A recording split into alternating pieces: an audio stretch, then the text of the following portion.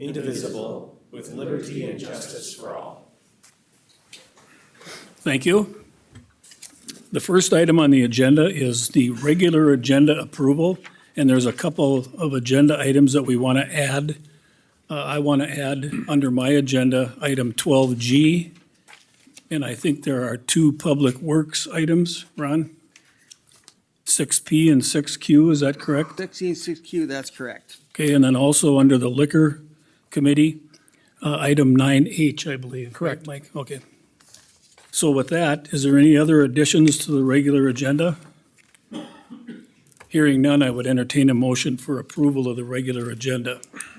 So moved. Second. Motion's been made and seconded to approve the regular agenda with those additions that we made. Discussion? All in favor of the motion, say aye. Aye. Opposed, the motion carries. The consent agenda is before the council, and all items with an asterisk are considered to be routine by the city council and will be enacted by one motion.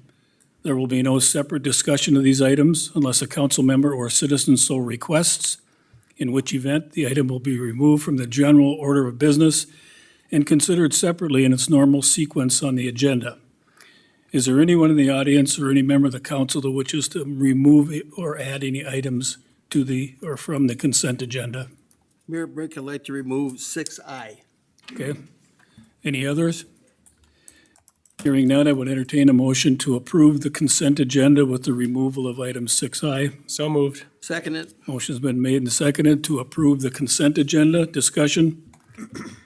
All in favor of the motion, say aye. Aye. Opposed? Motion carries. The approval of the minutes of the regular city council meeting held March 10th, 2026, and the city council work session held March 16th, 2026 are before the council. Is there anyone in the audience or any member of the council that wishes to make any changes to those minutes?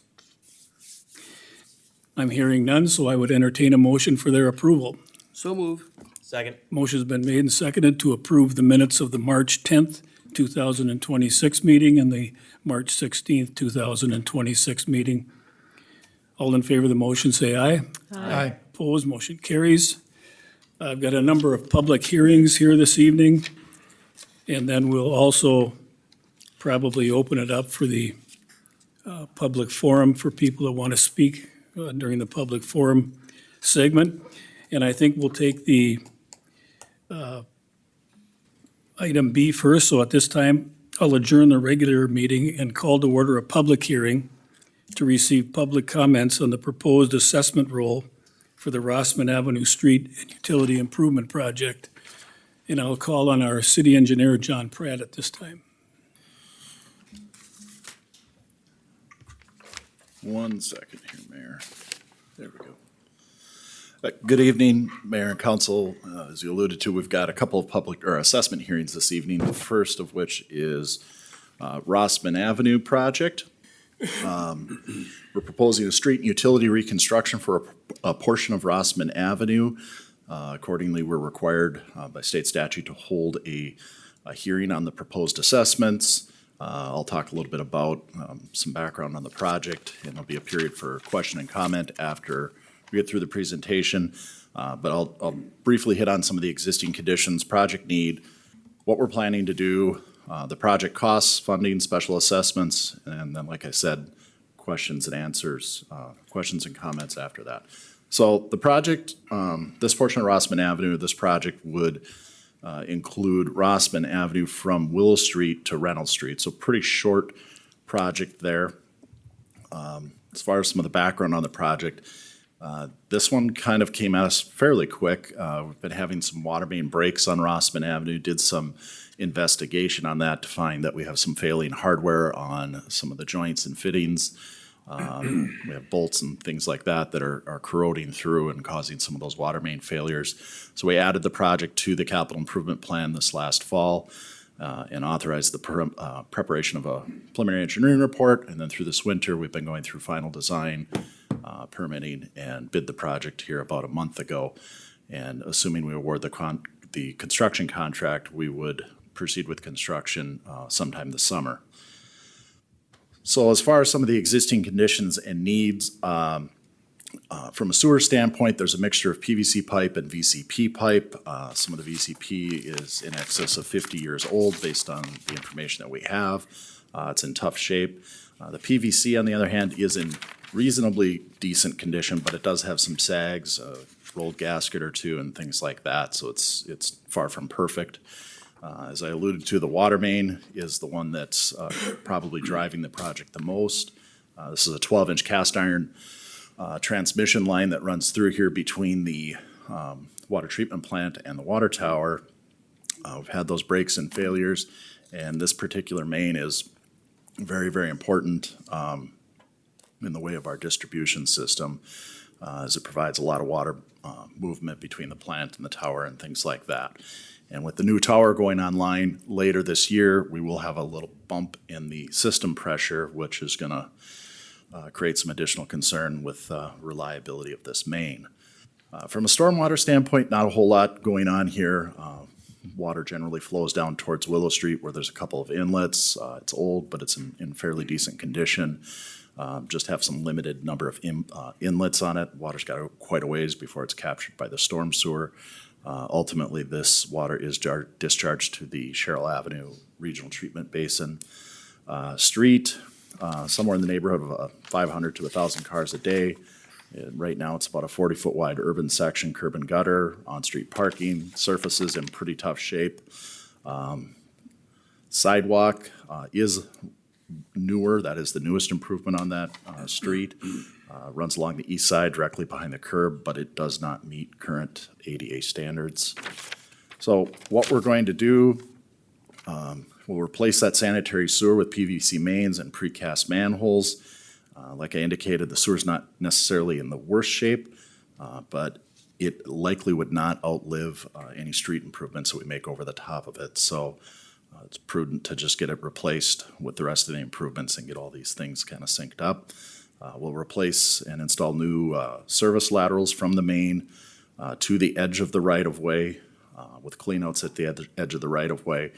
But just to be clear, we only replace that to the edge of the right-of-way. If there's further service lateral work that's needed from the edge of that right-of-way to the house, that would be the property owner's responsibility.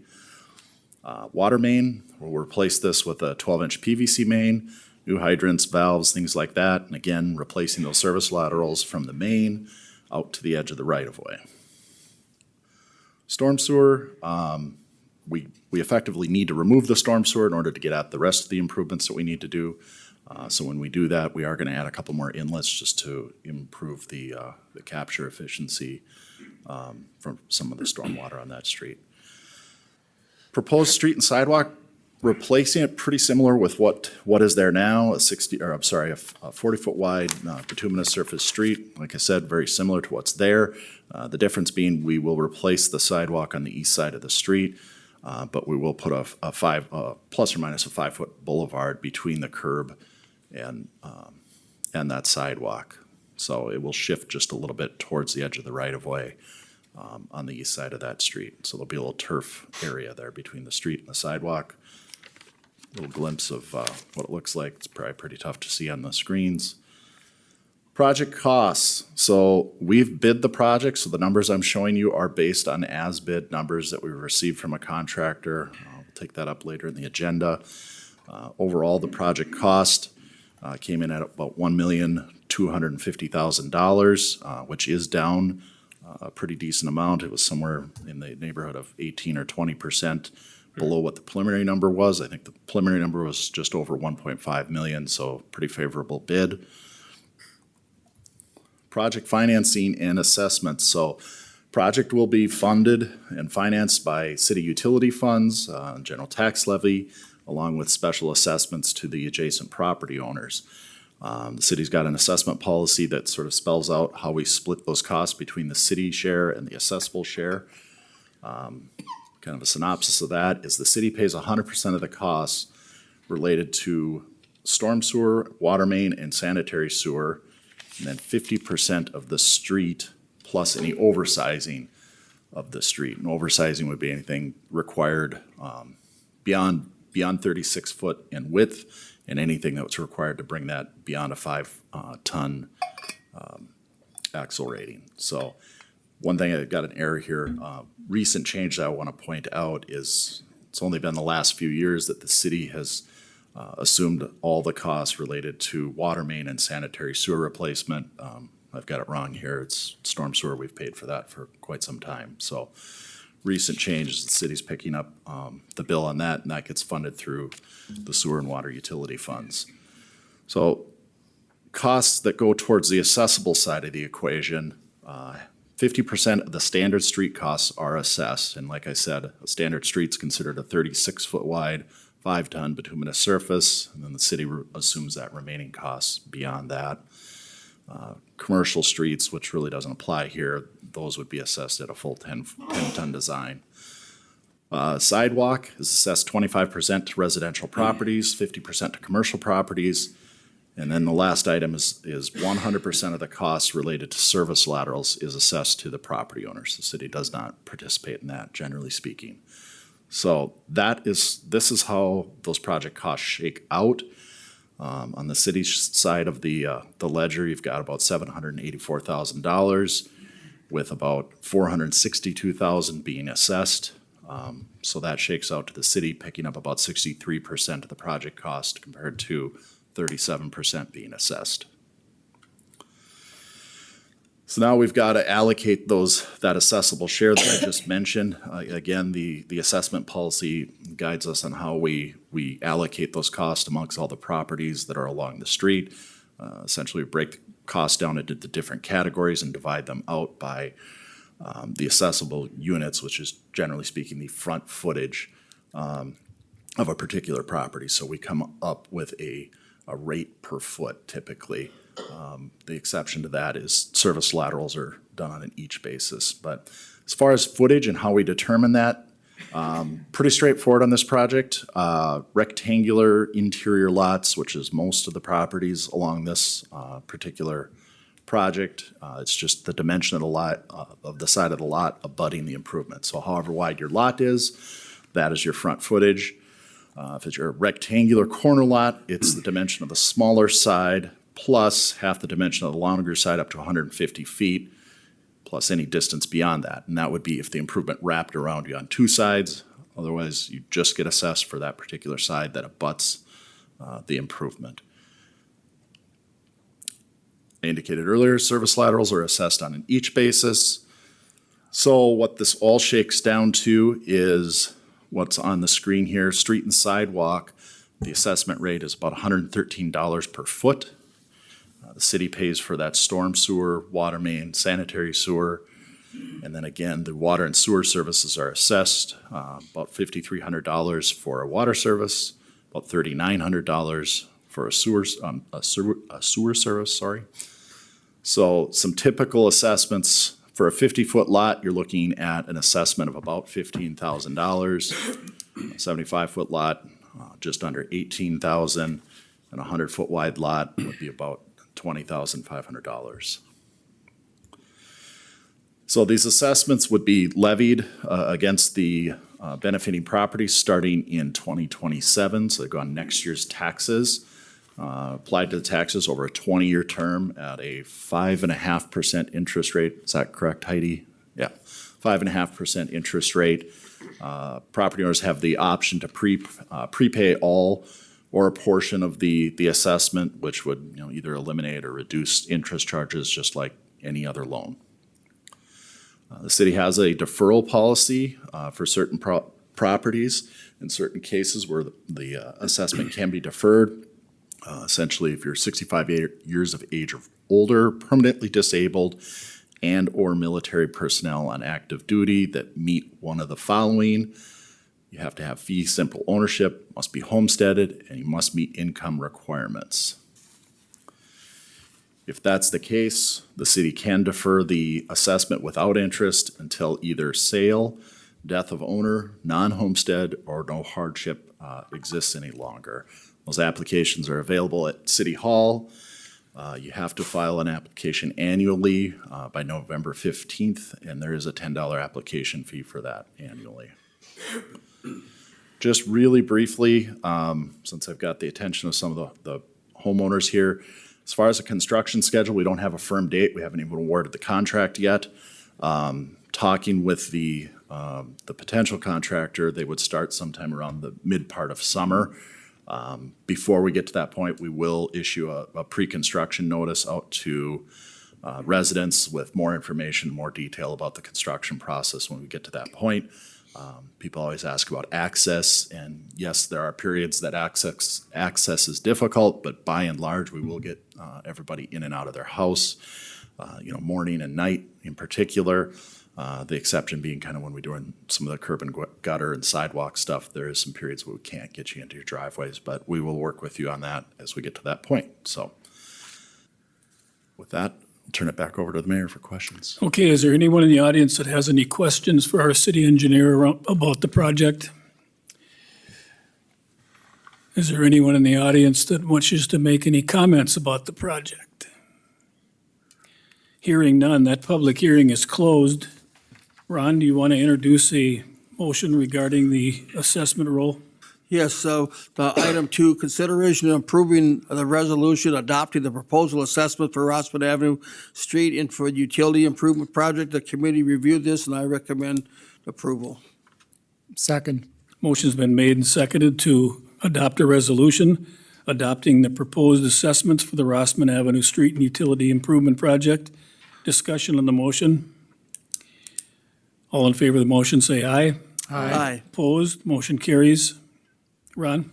Okay, next item is 1, consideration of approving the resolution and accepting bids for the Rossman Avenue Street and Utility Improvement Project and awarding the contract to C&L Excavating, and I so move. Second.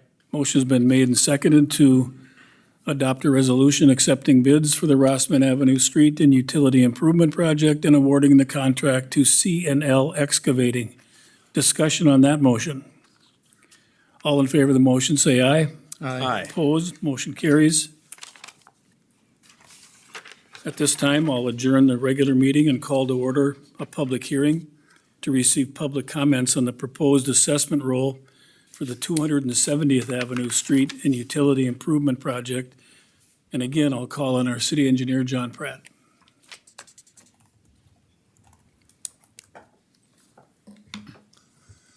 All right, Mayor and Council, kind of the same song, second verse here. This is an assessment hearing for the 270th Avenue Street and Utility Improvements. I'm going to be a little briefer here because a lot of this is repeat from the previous presentation. So what we're proposing out there is a sewer and water extension along with a street reconstruction project. Again, we're required to hold an assessment hearing anytime we do special assessments. So I'll go over some of the background on the project and what we're going to do, along with some of the project costs and proposed assessments. Just to clarify, this portion of 270th Avenue that would be improved would effectively extend from the south edge of South Shore Park, about 800 feet south to what used to be the southern edge of the city limits. So it's about an 800-foot long street project, so fairly small. Some of the background on this, the city has considered improvements to this area several times in the last 5 to 10 years that I can recall. The most recent one was when we did what would have been the first phase of 270th Avenue with the last phase of the Lake Forest subdivision improvements. We did look at making these improvements at that time, ultimately decided to defer any improvements until a later date, and that brings us kind of to where we're at. We do need to make some infrastructure improvements down in this area really to support some of the development and annexation that continues to happen in that area. Another issue is we've got at least one failing septic system out there.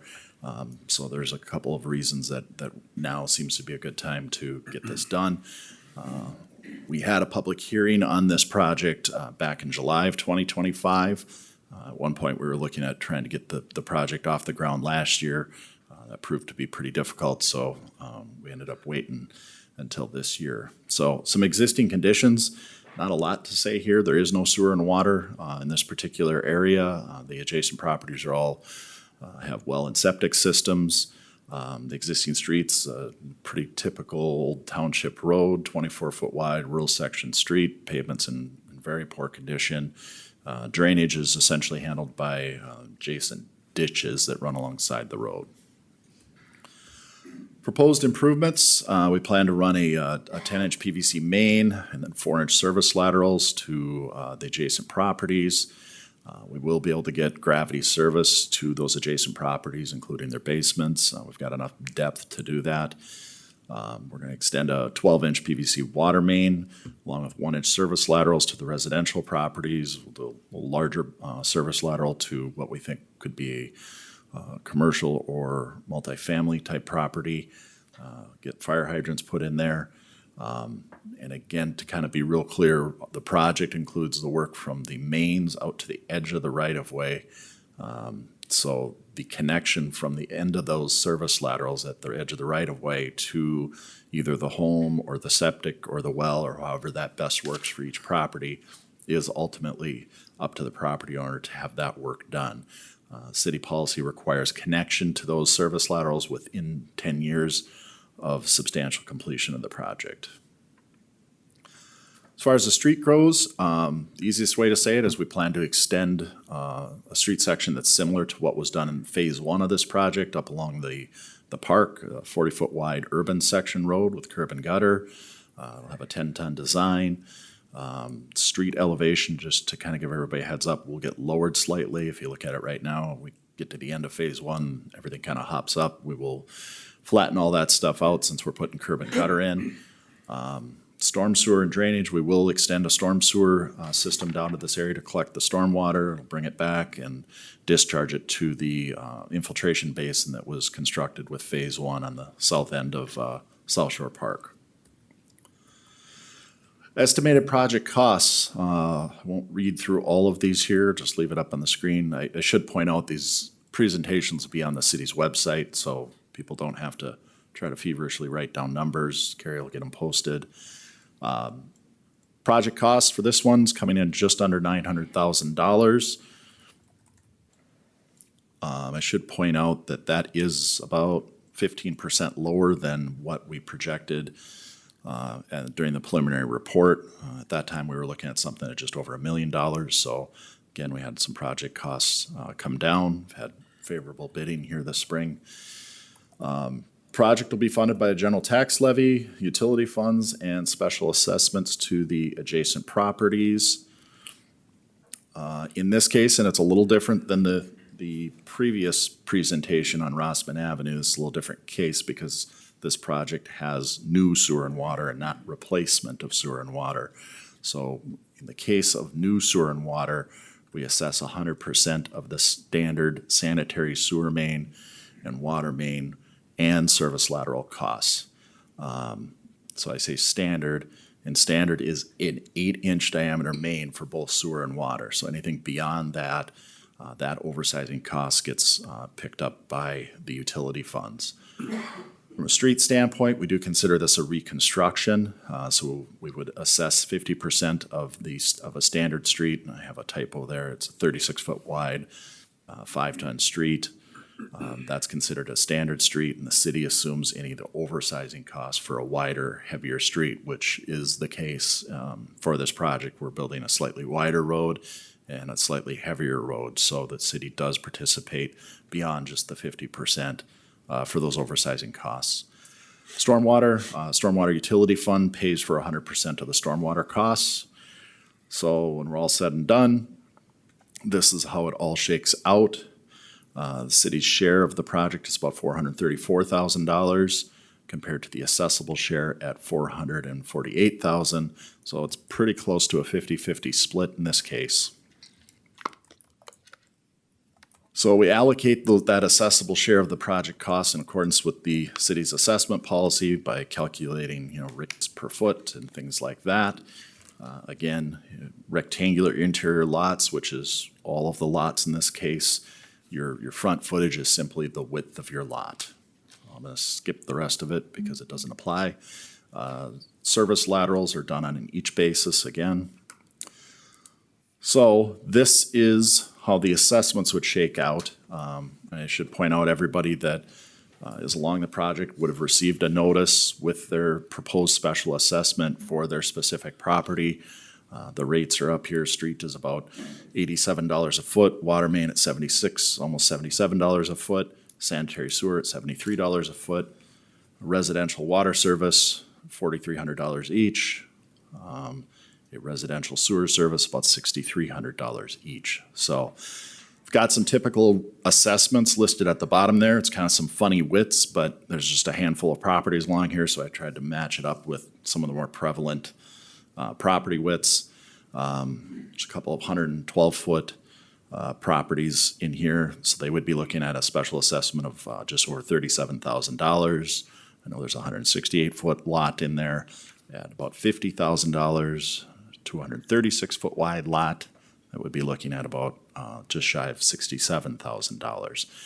So I did mention that the project costs came in a bit lower than projected, so accordingly, assessments are down a bit from when we had the improvement hearing earlier or late last year.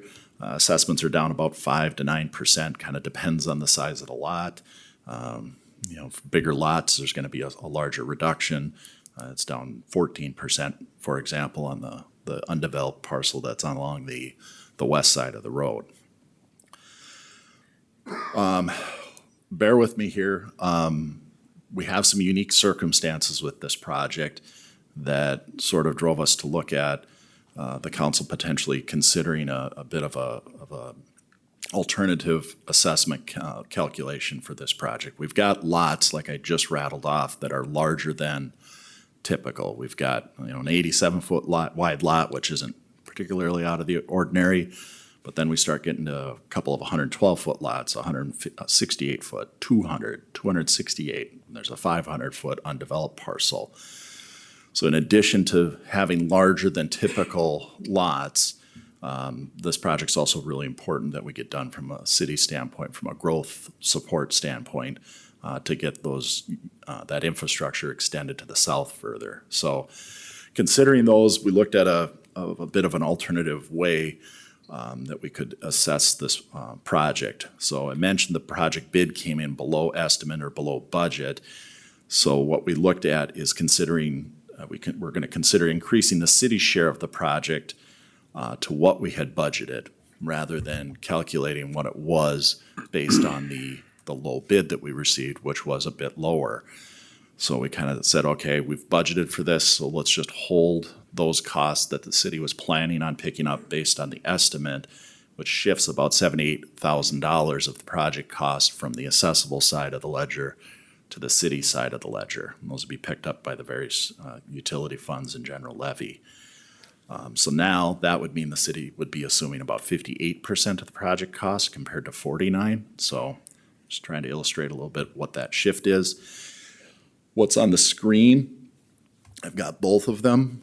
The original assessment rate that I already went through, but in the red box, is by comparison the alternate using the calculation that I just tried to describe there.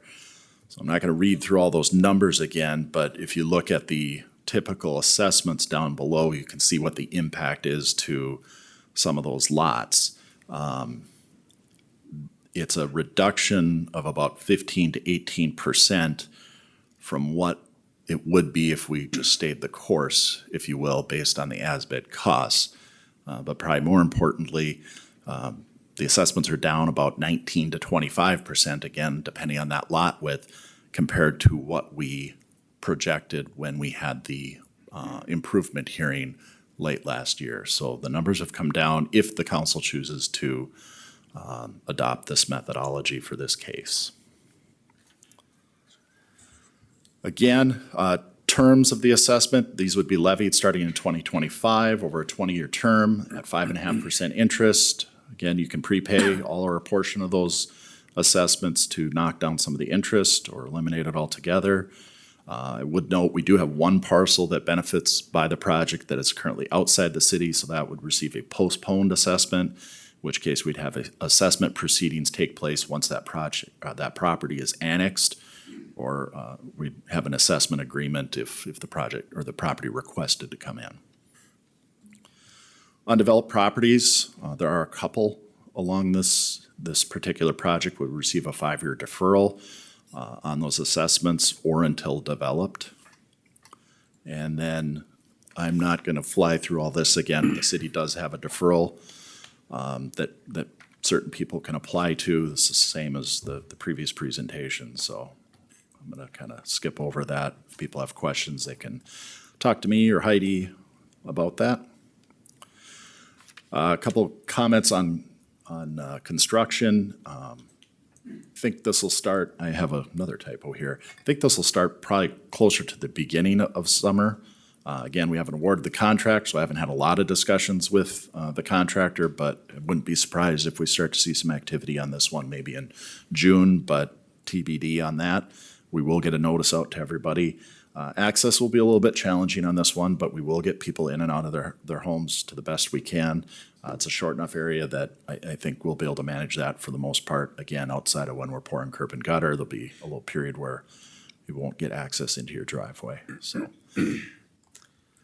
Back to you, Okay, Mayor. thank you, John. Oh, I'm going to do this in two steps here. First of all, does anyone have any questions? And then after we're done with any questions, I'll open it up for any comments you wish to make. So any questions of John at this time? Is there anyone in the audience that wishes to make a comment about the project? And if you do, I would ask that you come to the podium and state your name and address for our minutes. Hello, Jay. Hey, you guys are lucky. I had notes and I left them at home, so I'm gonna be short. I learned a lot more here tonight. My name is Jay Hansen. I live at 2111 270th Avenue. I appreciate the opportunity to talk to you all. I appreciate the reduction that John mentioned, wherever John's, there he is.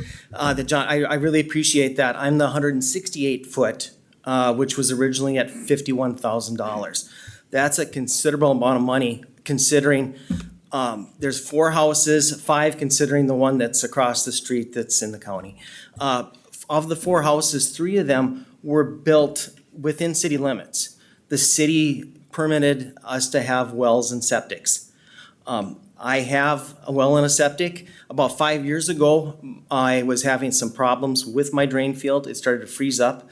It was nothing bad. I used to be a septic system inspector for the county. I know how to deal with all this. And I opted on my own after over the last decade, many times I've brought up water and sewer out our way. And I was told by Larry that until Abbey Lake Estates out there, all those houses were gonna be annexed in, we weren't going to get water and sewer. And now here we are, we're getting water and sewer. But in the meantime, I doubled the size of my drain field. I had an expense, I put that money into it as a preventive measure for myself because that's what I was gonna have for the lifetime of my property. Now we have water and sewer that's gonna come through. And if I was sitting in your seat, if I was a council member, I would vote against myself and I'd put the water and sewer in because it should have been in. It should have been in from the start. But what I'm gonna ask, I really appreciate the reduction, but I just saw on the Rossman project, the city is picking up 100% of the cost on a water main and a sewer main. And I was required by the city to, well, I wasn't, the original people who built the house, to put in a septic and a well, which are operating just fine and will be for my lifetime. I've got plenty of room to add on to my drain field, but now the water and sewer are coming through here. I'd ask the city to please pick up the cost of the 100% of the cost on the water main and the sewer. I guess the only other things I got rattling around in my head, I see that it's a 10-ton road. Can we do something about the semi-traffic? Well, ultimately, the council, I mean, it's not a state aid route. I mean, the council could post it to 5 tons or something like that if they chose to. We get a lot of semi-traffic. Semis will, I'm guessing they try to avoid the roundabout. And so they'll cut across to get over to Highway 10. So we get a lot of traffic that's coming through there. And that road has been awful for so long and it just continues to get beat up by the semis. We can feel them when they come by our house. And they're going down South Shore too. So, and they're skipping all the way through. And it's, some days I don't see any, some days I might see 6 or 7. Especially the dump haulers that they got the belly haulers for gravel trucks and that, they're all skipping through there. I'm taking up too much of your time, but thanks, I appreciate it. Okay, Jay, thank you. Is there anyone else in the audience that wishes to make any comments? Hearing none, that public hearing is now closed And again, I would call on Chairman Zeman. Okay, under item number 2, consideration to approve of the resolution adopting the proposed assessments for 270th Avenue Street and utility improvements. The committee reviewed this, and I so move. Second.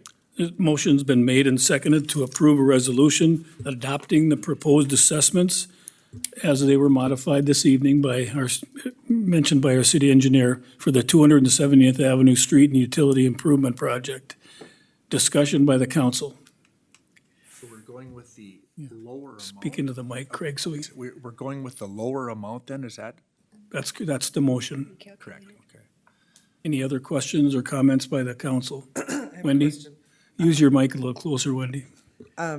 Mr. Hanson asked whether the road needed to be a 10-ton road versus a 5-ton. And John, I think you answered it, but I didn't understand your answer. You could post it or? Yeah, I mean, the city council could post it as a 5-ton route. That doesn't necessarily guarantee you're not going to get truck traffic. It just limits how heavy the trucks could be.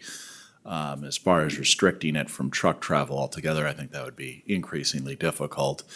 And if you're looking for a recommendation, I get it that nobody likes trucks going by their house, but we all do rely on that for moving goods, moving dirt in some way, shape, or form. We all benefit from it, so I think it'd be difficult to eliminate truck traffic on that particular road. So we are designing it to be able to handle it. The council could choose to go to a 5-ton design on that, and we would skinny up the pavement, and we could, design it accordingly. Does that answer your question, Wendy? Yep. Okay, Aaron, go ahead. So you take a 5-ton, right, and you take a normal semi, right? A semi is gonna ruin the road a lot quicker, correct? That's correct. I mean, if we design it to a 5-ton road and there's heavier traffic trucks, right, on there that are more than what it's designed to handle. When we talk tonnages, that's generally applies to spring load conditions is really what does the damage.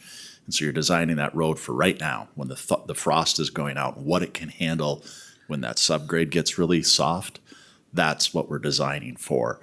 Outside of that, there's state statutory requirements in terms of what you can put on a roadway outside of load restricted seasons. So you're wise in my mind to make sure that we're designing the road for what the anticipated traffic is, because if you don't, it will deteriorate the road much quicker.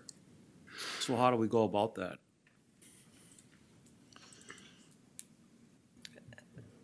John, do you want to try to I mean, field that one? Kelsey Or can jump in Kelsey? here too.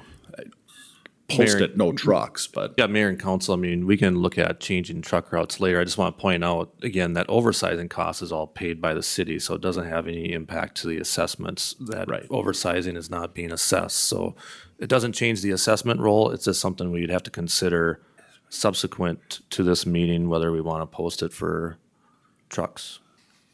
Okay, I just want to remind the council to get closer to your microphone, because I think sometimes it's hard for the audience to hear us.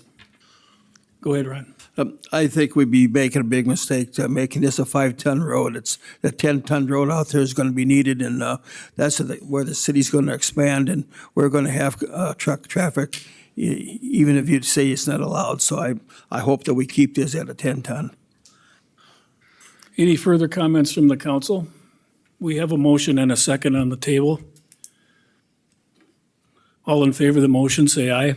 Aye. Opposed, motion carries. Ron? Next item is A1, consideration of approving the resolution accepting bids for the 270th Avenue Street and utility improvement and awarding the contract to Ryan Excavating. The committee recommends, and I so move. Second. Motion's been made and seconded to adopt a resolution accepting bids for the 270th Avenue Street and utility improvements and awarding that contract to Ryan Excavating. Discussion on the motion. All in favor of the motion, say aye. Aye. Opposed, motion carries. At this time, I'll adjourn the regular meeting and call to order a public hearing to receive public comments on the proposed assessment roll for the 421 State Street East abatement service. And is this, are you taking this one, John? Mayor, I think I have that Kelsey, one. okay. So Mayor and Council, you might recall last year, we had a couple of public hearings in which the council voted to abate a couple of nuisance properties. One of the properties, we're still hopeful that we will get paid from the mortgage company. However, this property, we have not had any response from the property owner on being able to pay the assessment. So the cost that's being proposed to be assessed is the cost that we've incurred for doing the abatement, doing the nuisance removal and storage. The terms of the assessment are spelled out in the resolution, so it'd be a 5-year term at a 5.5% interest. Okay. Is there anyone in the audience that has any questions about the proposed assessment for 421 State Street East? Or any comments? Hearing none, that public hearing is closed, and I would entertain a motion. Okay, the committee reviewed this and give consideration of approving the resolution adopting the proposed assessment for 421 State Street East abatement service. I so move. Second. Motion's been made and seconded to approve a resolution adopting the proposed assessments for the 421 State Street East abatement. Discussion? All in favor of the motion, say aye. Aye. Opposed, motion carries. At this time, I will adjourn the regular meeting and call to order a public hearing to receive public comments on the proposed improvement of curb, gutter, concrete approaches, bituminous, and sidewalks for the year 2026. And I'll call on our Public Works Director, Sean King. Sean? Mayor and Council, yes, this is our annual concrete survey, as we refer to it as.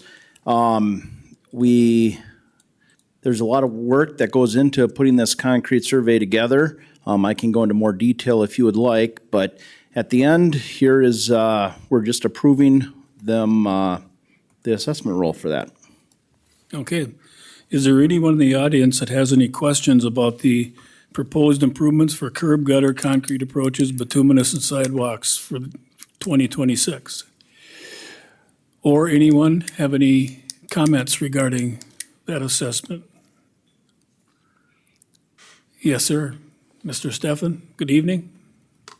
And if you would state your name and address for the record, please.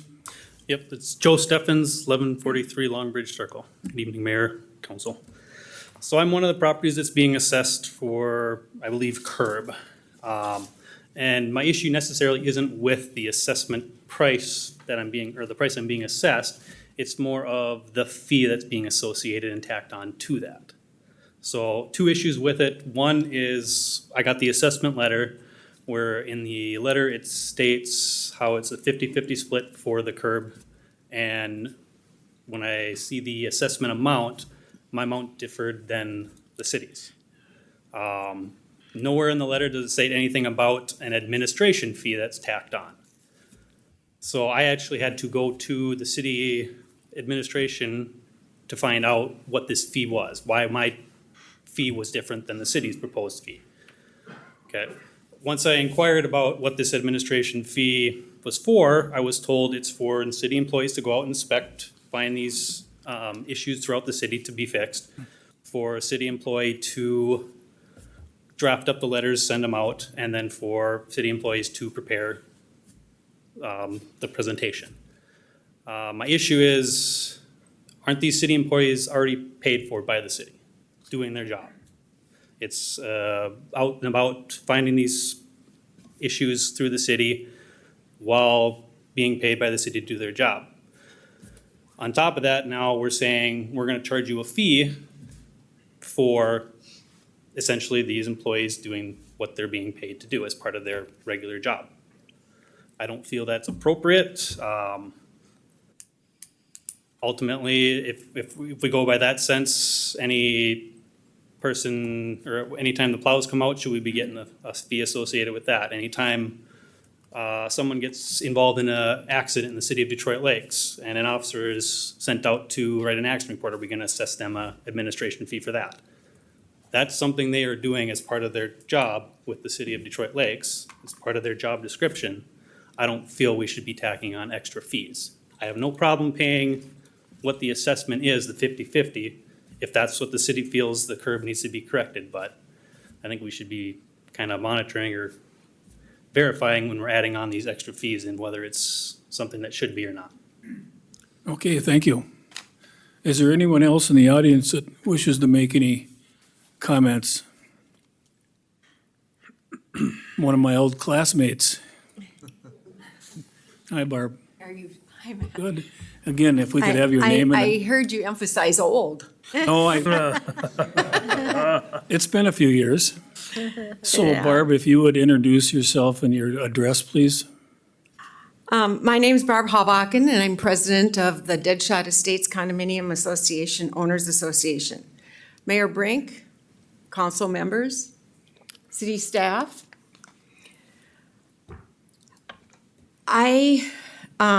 The Deadshot Estates Condo Board of Directors is not disputing the need for the repairs or the city's authority to assess individual units for the concrete apron repairs along Long Bridge Road. There are two areas where the Deadshot Estates Condos Board of Directors is seeking clarification on behalf of the association and its owners, and I am here to present those areas for clarification. First, how the city determined benefit, particularly with respect to the inclusion of Deadshot Villas units. We are requesting clarification as to whether that determination is based on recorded access rights or observed use of the roadway system, including the Hilltop Corridor connection following the vacation of Hilltop Avenue. That change shifted the roadway from public to private ownership without clearly defining how access serving Deadshot Villas would function within that structure. Second, we are seeking clarification regarding the Deadshot Estates condos west entrance city repair along Long Bridge Road. This repair was not included in the prior project scope from last year and appears as a new element in the current repair. The board recognizes that addressing both entrances at the same time may be both practical and appropriate. Based on the recorded easement structure, access rights for Deadshot Villas terminates east of the west entrance and do not extend to that location. We are requesting clarification as to how benefit was determined for that specific repair, including the inclusion of villas units where access does not extend to that entrance. Again, the board's intent is to not delay the project, but to ensure that the assessment structure appropriately reflects access and benefit. To that end, the board would appreciate consideration of the project proceeding and necessary assessment adjustments be addressed at the final assessment stage. Thank you for the opportunity to present these items. We respectfully request that the city provide clarification prior to commencement on these matters for the record so that the association may clearly and accurately communicate that information to its owners. And I have a copy of the correspondence to be filed for the record. Okay. Well, your questions are certainly above my pay grade, so. Kelsey, you want to help me out here? Charlie, have you looked at this? Yes, we've looked at this, I think, over the past year.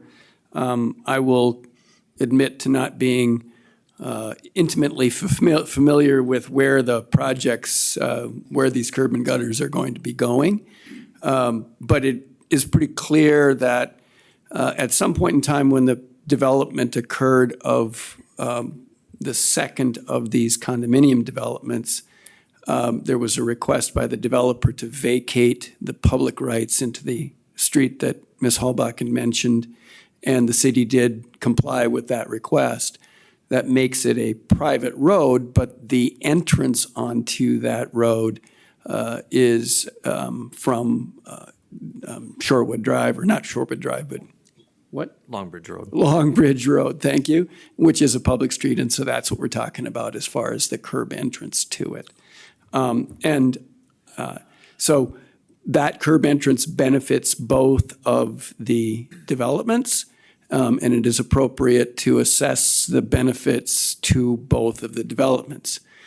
It's news to me that there is another entrance and that's involved in this project. So I guess I haven't looked at that, and I can't give an opinion as to whether or not the proposed improvements to that other entrance would benefit both developments or not. The roads within the development themselves are private roads, as is common in a common interest community. These are both common interest communities, or colloquially, perhaps condominium developments, if you want to look at it like that. But the association is responsible for the maintenance of those roads, and the improvement of those roads are not public roads. But I have not looked at whether or not the all of the roads are usable by both of the developments. So my understanding is that we do an assessment hearing after all this work's done later in the year? Correct. This is the improvement hearing, so this would order the improvements, and then we'd have a subsequent assessment hearing, so. So how can we move forward, in your opinion? Mayor, you could still pass the resolution ordering the improvements, and it would proceed as normal, and then we'd ultimately have the assessment hearing in which we'd have to sort this out. I'm going to throw in one more thing here, and Sean, correct me if I'm wrong, but last year we were going to do this improvement and sent out notices to the HOA, I believe, just the HOA that's abutting Long Bridge Road. We had an objection from the HOA saying, well, wait a second, these properties behind us also have benefit from that access. So we didn't do the project last year. So this year, to cover all of our bases, we sent out notices to everyone in that area of the pending improvement and potential assessment. So Both really, developments. both developments. So that was based upon the objection we received last year from only notifying just the HOA that's abutting Long Bridge Road. So I think our recommendation at this point would be still proceed with the improvements, order the improvement as stated in the packet. And then what do we do about the association questions? Well, ultimately, Your Honor, with all due respect to the association, the legal issues between these two associations are not the province of the city to decide. So if they have questions regarding their relative responsibilities vis-a-vis each other, that is something that they should hire their own lawyers to give opinions on, and each development could have a different lawyer, but none of those would involve the city or, frankly, the city's legal counsel. Okay. All right. Is there anyone else in the audience that wishes to speak to the issue? Hearing none, that public hearing is closed, and I would call on Chairman Zeman. Okay, moving ahead with that, the committee's reviewed this, and we give consideration of the resolution ordering the improvements for the curb gutter concrete approaches, bituminous, and sidewalks for 2026. Committee recommends, and I so move. Second. Motion's been made and seconded to adopt a resolution ordering the improvement of the curb gutter, concrete approaches, bituminous, and sidewalks for 2026. Discussion by the council. All in favor of the motion, say aye. Aye. Opposed, motion carries. At this time, we'll adjourn the regular meeting and call to order a public hearing to receive public comments on the issuance of an intoxicating liquor license and a Sunday license to Tito's Shorewood Pub LLC at 1743 Longbridge Road. And I would call on Liquor Control Committee Chairman Stearns. Well, this is Anything you need to add before I it's open it up? pretty straightforward, yes. Okay. It's a new license for a new ownership at Tito Shorewood Pub LLC. Is there anyone in the audience that has any questions or wishes to make any comments regarding those licenses? Hearing none, that public hearing is closed. Mike? All right, item 4EI, consideration to approving the issuance of an intoxicating liquor license and a Sunday license to Tito Shorewood Pub LLC at 1743 Longbridge Road pursuant to their application and fees. Liquor and Gambling Control Committee discussed this afternoon. Recommend approval, and I so move. Second. Motion's been made and seconded to approve the issuance of an intoxicating liquor license and a Sunday license to Tito's Shorewood Pub. Discussion on the motion. All in favor of the motion, say aye. Aye. Opposed, motion carries. At this time, I'll adjourn the regular meeting and call to order a public hearing to receive public comments on the establishment of Municipal Development District Number 1 and establishment of Tax Increment Finance District 1-1, the Lincoln Apartments. Larry, do you want to introduce anything with this, or? It'll be me today. Okay. Thank you, Mayor and Council. Today I am asking for a resolution establishing a municipal development district number 1 and adopting a development program establishing tax increment financing district number 1-1, the redevelopment of the Lincoln School. And within that, authorizing an interfund loan. So with that, today we are going to go over a little bit of what that municipal district number 1 looks like, and then also the TIF itself. We do have Todd with Ellers here to kind of go over that piece of the municipal district, as that will be a change in how we structure it moving forward. Okay. I'm going to call on Todd Hagan from Ellers Public Finance Advisors. Todd, do you mind coming up to the mic? Yep. That'd probably work better. Great. Thank you, Mayor, council members. Todd Hagan from Ellers and Associates from Minneapolis. Thanks for the easy drive up to DL today. Everything's good. So we had, so I'm your public finance advisor in economic development and all tax increment matters. So we did put together a schedule to get this, to get to the public hearing tonight. We did go through all the statutory requirements. We notified the county commissioner, and we also asked for a waiver of the 30-day notification to them to kind of speed things along for the project, because the developer needs this sort of package together with their bank financing to get the project together to make that all feasible. Then we went through and notified the county and the school district for their comments on the fiscal and economic implications of the tax increment plan. I don't think we received any comments from those folks, but they can certainly attend the hearing tonight.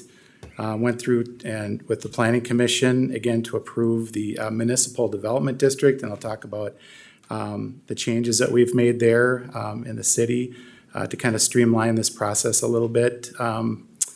And also, we did publish the notice, right, in the paper with the map of the location of the project, as well, and the invitation to come to the public hearing here tonight. We did involve the DLDA, the Development Authority, in adopting the program and plan and sort of recommending it to you folks prior to tonight. And then tonight we've got the public hearing on the approval of the development district and the TIF plan.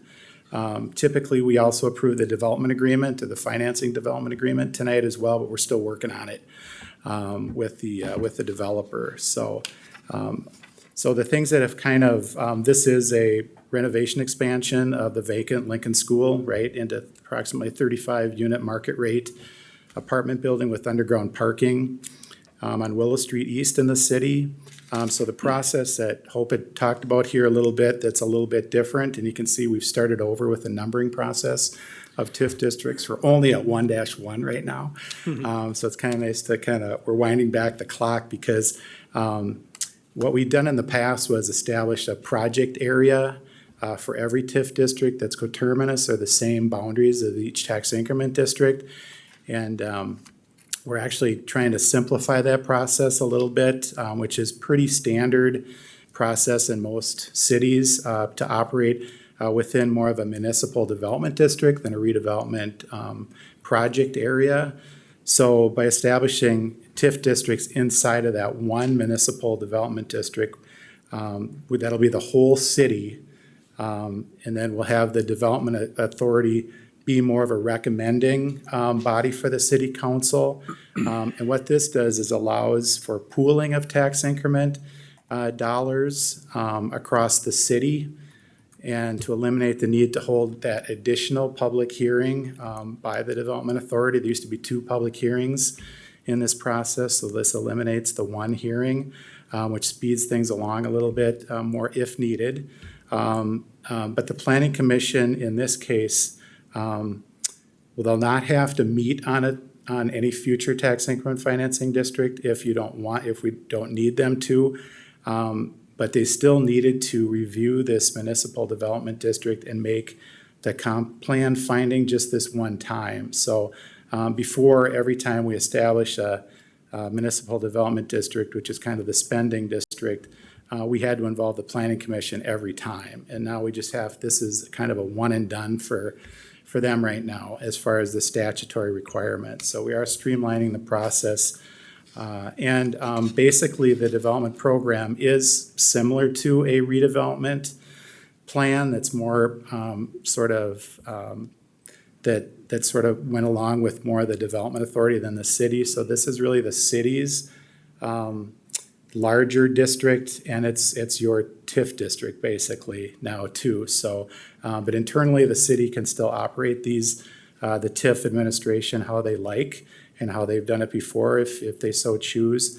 But so this, it being a whole city, basically in the development program, which is really kind of a public purpose doctrine, so to speak. If you kind of look at it and just reading kind of some of the things the city would achieve and the objectives you would achieve in the program itself is pretty standard. Findings here: promoting and securing the prompt development of property in the development district, promoting and securing additional employment opportunities within the district, securing the increase in value of property subject to taxation within the city, and securing the construction and providing money for payment of costs of public improvements within the district, and also allows for each tax increment district to be created within the city, basically within the broad boundaries of the development district. So a lot of verbiage here, but it is kind of more of a streamlined process.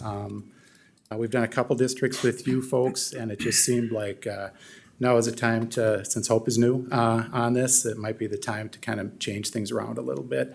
And I think you give you a little bit more flexibility with being able to spend some of the tax increment within the whole city, or if the legislature wants to adopt some incentives like they've done before in economic downturns, that now we have a little bit more of an opportunity to participate in those types of legislations where we really couldn't before, because each tax increment district was kind of a one and done concept. So that's what I've got for you folks.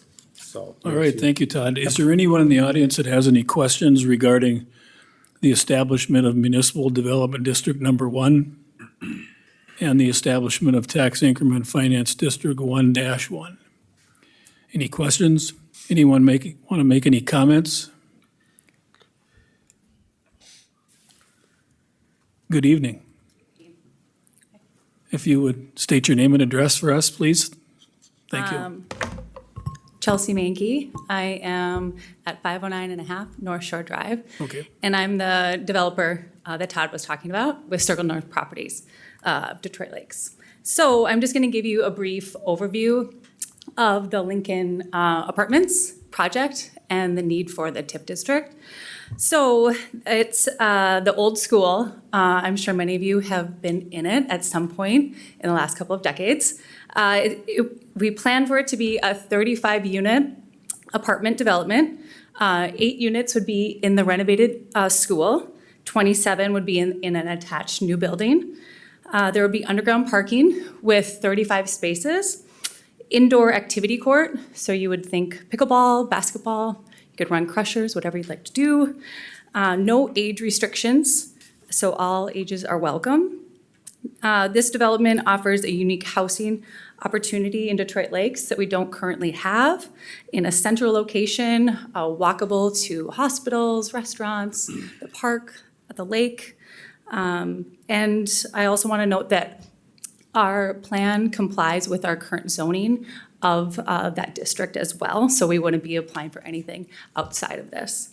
And then just a note about why do we need the TIF? Why are we applying for this TIF district?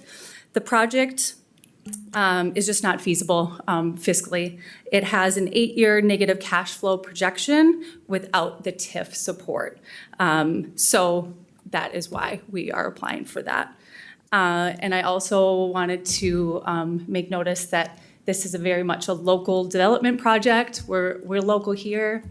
We want to use a local builder with Ledgestone, and a local lender with Midwest. We have a local broker, so, and we live here. And so we're excited about the opportunity. Okay, thank you. Yeah, thank you. Is there anyone else in the audience that wishes to make any comments? Hearing none, that public hearing is closed, and I'll call on Chairwoman Spry. Thank you. The Community Development Committee considered this and unanimously recommends that the council consider approving a resolution establishing a development district number 1 and adopting the development program. Therefore, establishing tax increment financing district number 1-1 within development district number 1 and adopting the tax increment financing plan. Therefore, and authorizing an interfund loan. Second. I so move. Second. Motion's been made and seconded, and I won't read the whole motion again. It might be the longest. Discussion by the council. I've got one question. How many year TIF is this going to be? Will that be recognized in the development agreement in the future? Yes, once the development agreement comes forth, that's when we'll Okay, that'll come out at have that that time then. finalized. Yep, Okay, you don't have any ideas of what you think it might be at this time, or? not yet at this time. We're still finalizing Alright. some of those numbers. Okay, thank you. Further discussion by the council. I do have one question just to clarify. So this municipal development district is the city of Detroit Lakes, within the boundaries of the city of Detroit Lakes. And if and when we expand from our current boundaries, this flows with that, correct? It follows, we don't have to do new actions for different boundaries. Okay. That's correct. And it's effectively doing 3 things: creating the development district, approving the TIF district 1-1, and what was the other thing I saw? Oh, and authorizing interfund loan. So I just want to clarify that I had a good Okay. understanding before I vote. Thank you. Any further discussion by the council? I think this is a really good move to help streamline things for our city, so please vote for it. Okay. All in favor of the motion, say aye. Aye. Opposed, motion carries. I'm going to take item 5A and 5B in the Community Development Committee, and then I'll probably jump around and open it up for the public forum after that. So with that, I'm going to call on Chairwoman Spry for 5A and 5B. Thank you. Items 5A and 5B are related to first rezoning of a, from RA Agriculture Residence District to B3 Auto-Oriented Business District at 1686 Randolph Road. And item B is consideration to a resolution approving a conditional use permit to allow sales for motorized vehicles or trailers at that same location of 1686 Randolph Road. My understanding is this matter was tabled at our March meeting with the request for Project 412 to come in and clarify some questions that the council had. So I would invite, can I invite Project 412 to come and Sure, share that? you can, Okay. yeah. So Amy, if you just identify yourself and Good evening, Mayor and Council. I'm Amy Stearns with Project 412, based here in Detroit Lakes, and we are working on developing that parcel of land as part of Ortonstone Gardens, which will eventually be a public park and, well, currently is operating as a public park. And so we have requested that we could rezone so that we could build a retail center in that area. I did bring along a map of the lot, of the land. And so the area we're talking about is right in here where this was the farmstead area where there was a house. The barn is still there. And so where the house is, we are just requesting to have that rezoned so we could build a small retail center. It's about 24 by 40. Good. Thank you. Any questions? Amy, what do the neighbors say about, or what are they saying about this project to you? Oh, they're very excited. We've heard just positivity all around. People are out there walking all the time.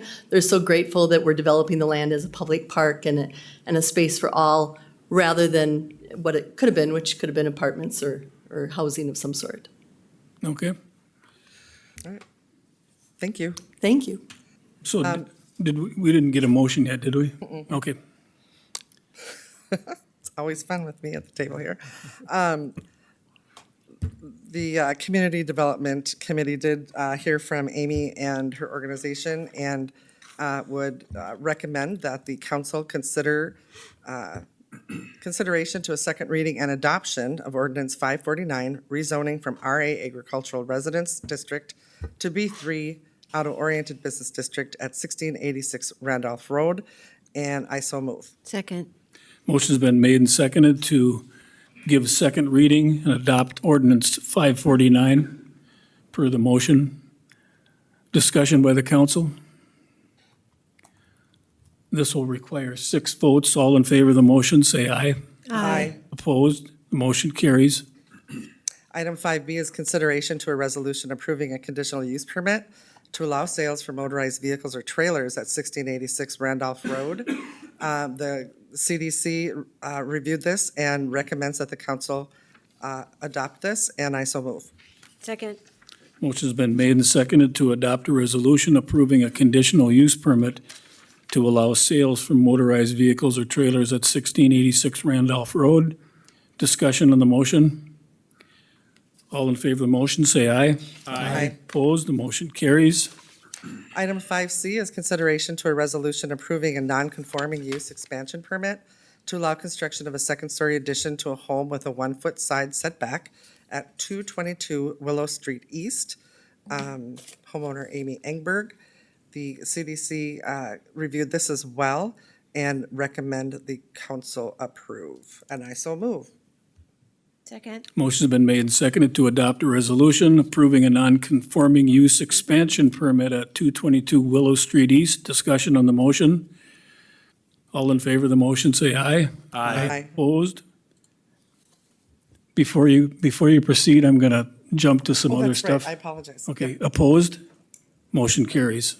So with that, I'm not sure how many of you people signed up to talk about the Veterans Park. I suspect a fair amount because I either know most of you or know who you are.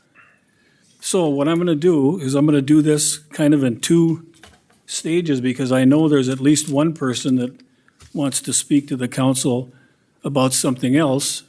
And so before we start with these public forum segments, I just want to mention that we do have some rules for these, some rules of decorum for these public participation in council meetings. And there's 25 rules. I'm not going to read them all, but I'm going to make a couple points of emphasis. And one is, if you wish to speak, raise your hand. I'll call on you. Then come to the podium. We want your name, address, and the subject of your comments. Please make all your comments directed to me as the chairman. And I'm not going to allow any comments regarding city employees or city council members. Any requests you make for action by the city council will be referred to our city staff or the appropriate council committee for future consideration. And there will be absolutely no dialogue between commenters and city staff or city council. So please be aware of those rules, and I would open it up, and I'll do a second segment for the Veterans Park, but is there anyone who wishes to speak that's on the list? I know we have one of our sheriff's candidates this evening that wishes to speak. So now would be the time. And if you would introduce yourself and your address, please. Good evening, Mayor, council members. My name is Luke Swery. I live at County Highway 32, Detroit Lakes. And I have announced that I'm running for Becker County Sheriff, and I'm here this evening just to introduce myself to you all and just kind of explain why I'm running for sheriff. So I would bring 27 years of law enforcement experience and training to this position. I started my career as a part-time officer with the Parkers Prairie Police Department in Ottertail County back in 1999. My service as citizens of Becker County started in the year 2000 when I was hired as a full-time officer with the Frazee Police Department. I worked for the Frazee Police Department as 3 years as an officer, and in 2003, I was promoted to the position of police chief. I was police chief with the city of Frazee for 3.5 years, supervising a department of 1 full-time and 3 part-time officers. After almost 3.5 years as a police chief, I was then hired as a deputy sheriff with the Becker County Sheriff's Office in 2006. So for the last 20 years, I've worked with the Sheriff's Office, and I've held the positions of patrol deputy, boat and water and recreational deputy, 12 years as an investigator, and the last 2 years as lieutenant and also the deputy emergency manager. My responsibilities have included keeping our roads, lakes, and trails safe, responding to calls for service throughout the county, investigating numerous serious and felony level crimes, and working alongside the command staff to ensure the Sheriff's Office upholds the principles of fairness, integrity, and professionalism. My experience across multiple positions has given me the strong skill set I have today, which include budget management, accountable leadership, and advanced knowledge in policies and procedures. Through these positions in the past 26 years, I've established positive working relationships with law enforcement personnel in Becker County and also the surrounding areas. I'm running for Becker County Sheriff because the citizens of Becker County deserve strong, fair, and accountable law enforcement leadership. I have shown through my knowledge, training, and experience that I can lead the Sheriff's Office with integrity, trust, and respect. As Sheriff, I will be committed to ensuring that all Sheriff's Office staff receive the advanced training, modern equipment, and leadership support that they need to succeed, ensuring that we are prepared for the evolving challenges facing law enforcement today. A Sheriff's Office that is professional, proactive, and deeply committed to serving every member of our community. I will also be committed to strengthening community partnerships through positive interactions at community events and community engagement activities, building trust and legitimacy so the public will contact our office with information and concerns. Public safety comes from working together, and we need the public to be our extra eyes and ears. Transparency, accountability, and open communication will be top priorities.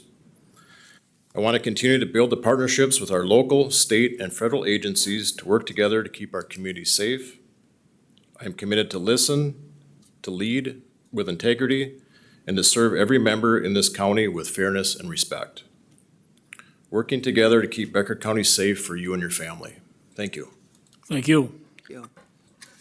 Is there anyone else in the audience that has something they want to talk about other than the Veterans Park? Okay, if not, then I'm going to jump to item 6A on the agenda.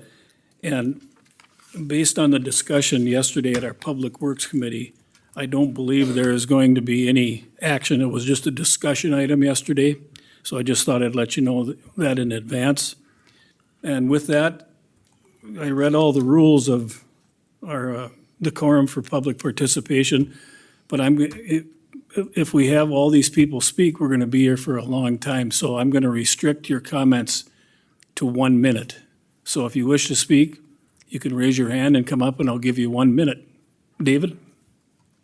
Will you time this, Ron? Yeah. Okay.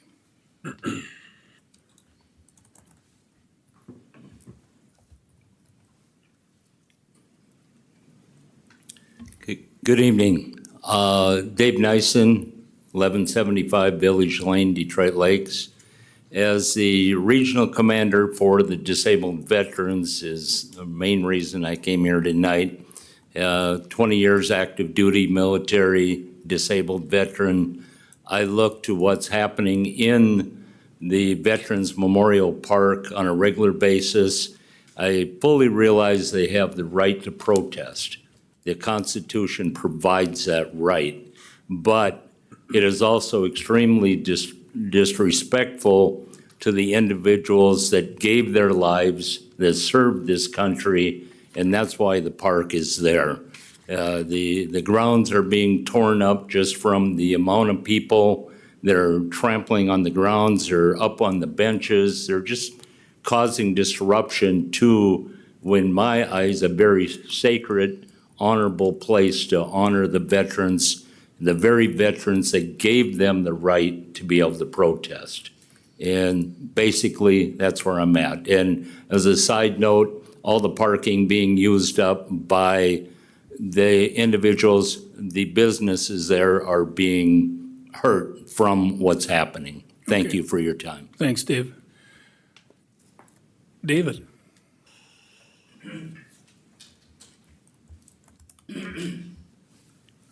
Remember, we're trying to stick it to 1 minute here if we can. I'm David Stolman. I live at 1366 South Shore Drive, and I'd like to give a little story just so you understand where I'm coming from. My story is in Christmas Day of 1967. At the time, I was serving in the U.S. Marine Corps, and I was in the service of in the South Vietnam. I remember that day sitting on a sandbag, feasting on sea rations and cleaning my rifle. And at the same time back home, people were burning the American flag, burning their draft cards. And I'm thinking to myself, that is just reprehensible. It was in that moment that I came to realize that that's what the Constitution is all about. It gives you the right to demonstrate and do things that maybe are not appealing to other people. So we're at about a minute, Dave. I'm sorry? We're at about a minute here, so could you wrap it up? Okay. The rights of assembly and the rights of free speech are so important, very important, and I think we cannot trample on them. And you have to, in the place where the flags honor the rights of people to assemble, is the appropriate place for people to make their assembly. Thank you. Okay, thank you. Yes, sir. Back here.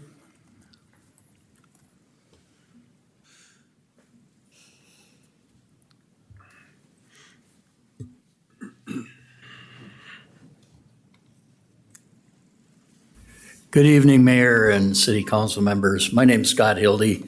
I'm from 41999 County Highway 56, Frazee. I know Detroit Lakes is the county seat, and a lot of the pavers in there were paid for by families in support of people who served. I just feel it's not the proper place. There's people walking on grass. I took pictures. You can see where the paths are starting to show up. This is the 250th anniversary of our nation. It's the first thing you see coming into town.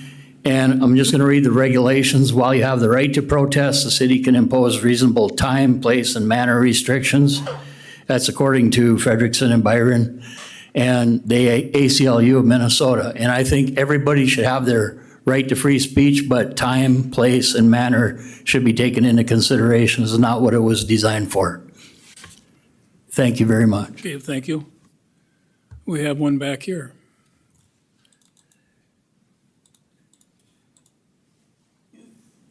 Good evening. Hello. Sorry, I'm short. I always have this problem. My name is Angela Johnson. I live at 102 Lake Avenue here in Detroit Lakes. I was born here, and in March of 1994, at the age of 17, I signed on the dotted line and said, I will support and defend the Constitution. And I took that very seriously. I mean, because if, like, I don't know, being a brown girl trying to get by in this world is very difficult. And so, like, that to me meant that I had all of the same rights as everybody else, that I had the same right to that I had the same ability to exercise my rights.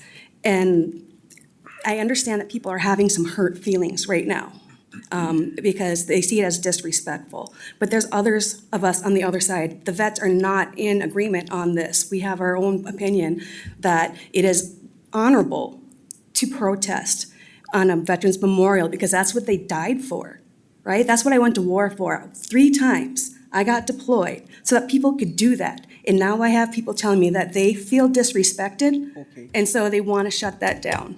I disagree with that. Thank you. Thank you. Yes, ma'am.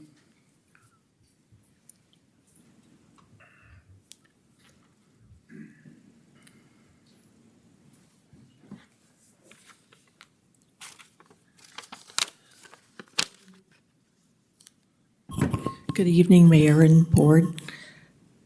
I'm Cindy Allschmidt. I'm at 13650 County Highway 31, Frazee. I am an Army veteran. I respectfully bring to your attention our Detroit Lakes Memorial Park, Veterans Memorial Park. This park is located on a very visible corner of Highway 10. I was so proud of this community for honoring fallen military service members and veterans by putting this beautiful memorial at that location. I do understand that freedom of speech is allowed in public parks, but this is a military memorial. It is a special place to show honor and gratitude to those who served this country. Lately, there have been loud and politically charged protests taking place at this memorial on a consistent weekly basis. This memorial should be off limits to all protests and rallies. It should only be used as a place to reflect on our military heroes. There are many other visible locations in Detroit Lakes to protest and rally. I respectfully ask that no one be allowed to use our memorial park in this way. Thank you. Thank you. Anyone else wish to speak? That's why we kept it to 1 minute.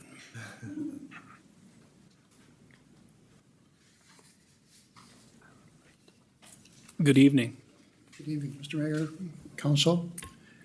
My name is Michael Newstead. I live on 12090 260th Avenue.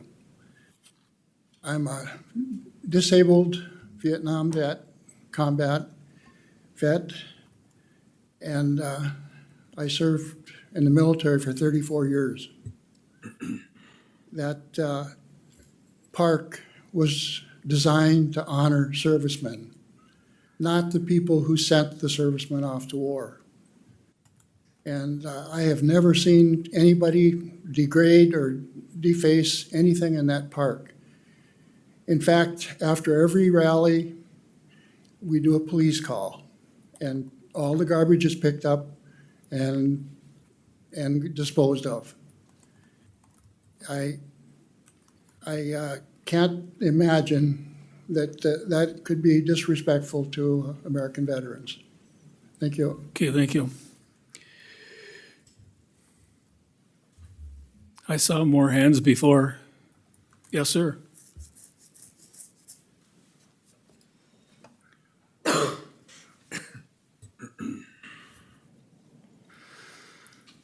Good evening. Mayor, City Council, name's Tim Collins. I live at 305 Park Street. I served in the Marine Corps. As many know, we stood for the Constitution. We fought for our rights. Freedom of speech, I have no problem in it. I agree with it. But like everybody is saying, that's a military establishment. They should not be able to allow protest on military hospitals, anywhere like that. They should not be able to protest on sacred grounds.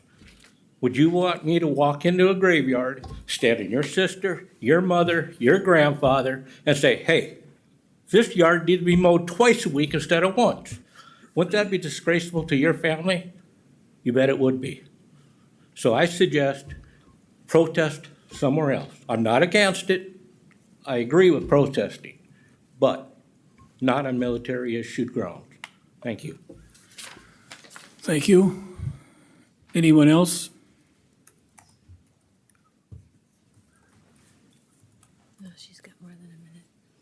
Remember, 1 minute now, please. Yeah, I As know. close as you can get. So. Kathy Coyle, 12197 Fern Beach Drive, chairperson of Indivisible, the organization that has been planning these demonstrations. And No King's Day also involved the Lakes Area League of Women Voters and the Isaac Walton League.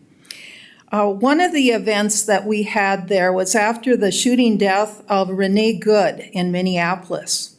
2 ministers spoke at that ceremony. That's what happens in that park. It's not a bunch of rabble-rousers that are defaming the park or defaming veterans. You see some of my friends that I've been sitting with. You've heard from some of them, and others are sitting there waiting their turn. Veterans are very much a part of our demonstrations because they feel strongly about what's going on in America, and they want to defend democracy. So, and I will tell you, some woman didn't believe me on Facebook, but when we very first started, the police chief told me that that is the area that he preferred because we would be behind the fence, we would be protected from the traffic, and perhaps the traffic would be protected from me. I don't know, I'm not gonna go jump on their car, but Kathy, we're that's what- well over a minute. we were recommended in a public park. Thank you. Thank you. I should remind everybody that if we get to the point where we're saying the same things over and over, I'm gonna probably shut things down. So anyone else that has anything new to add? Celeste?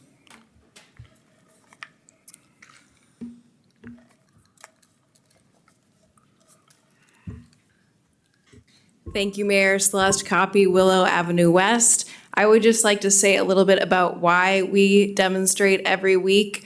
So the current federal administration has over 750 lawsuits filed against them, many of which have been successful. We are out there asking for more dignity and respect for all Americans.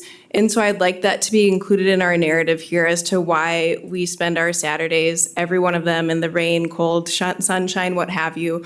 We're out there for our neighbors, for our community, for everyone in this room. Thank you. Okay. One over there. One to the left. Was there anyone else? Yep. Yes, sir.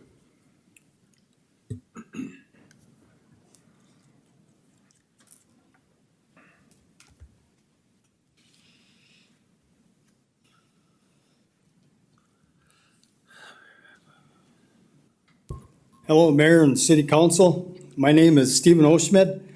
I live on 13650 County Highway 31, Frazee. I am an Army veteran of 7 years, got out of the service as a sergeant. I just want to say that the purpose of the Veterans Park is to act as a permanent tribute to area veterans who have made the ultimate sacrifice and protects their legacy. I feel it is not honoring veterans by allowing the shenanigans that take place every week at this location. Thank you. Okay. So I think we've probably heard it all tonight. I know yesterday at our Public Works Committee meeting, we did have some discussion on, I'd like to call on our city attorney at this time to just reiterate what your comments were yesterday to the committee, if you would, Charlie. Certainly, Mayor and Council.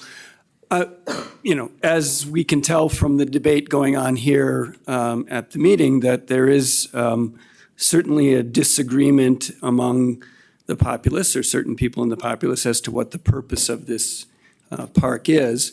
It is, however, a public park, and the people who are having these demonstrations are exercising their First Amendment rights to freedom of speech. And when, under the First Amendment, people choose to do that, the government, in this case, the city, has a very limited, very limited right to do anything to interfere with the people's right to peaceably assemble and their right to free speech. So we do have a public gathering ordinance. I think there is a question mark as to whether the terms of that ordinance actually apply to this situation.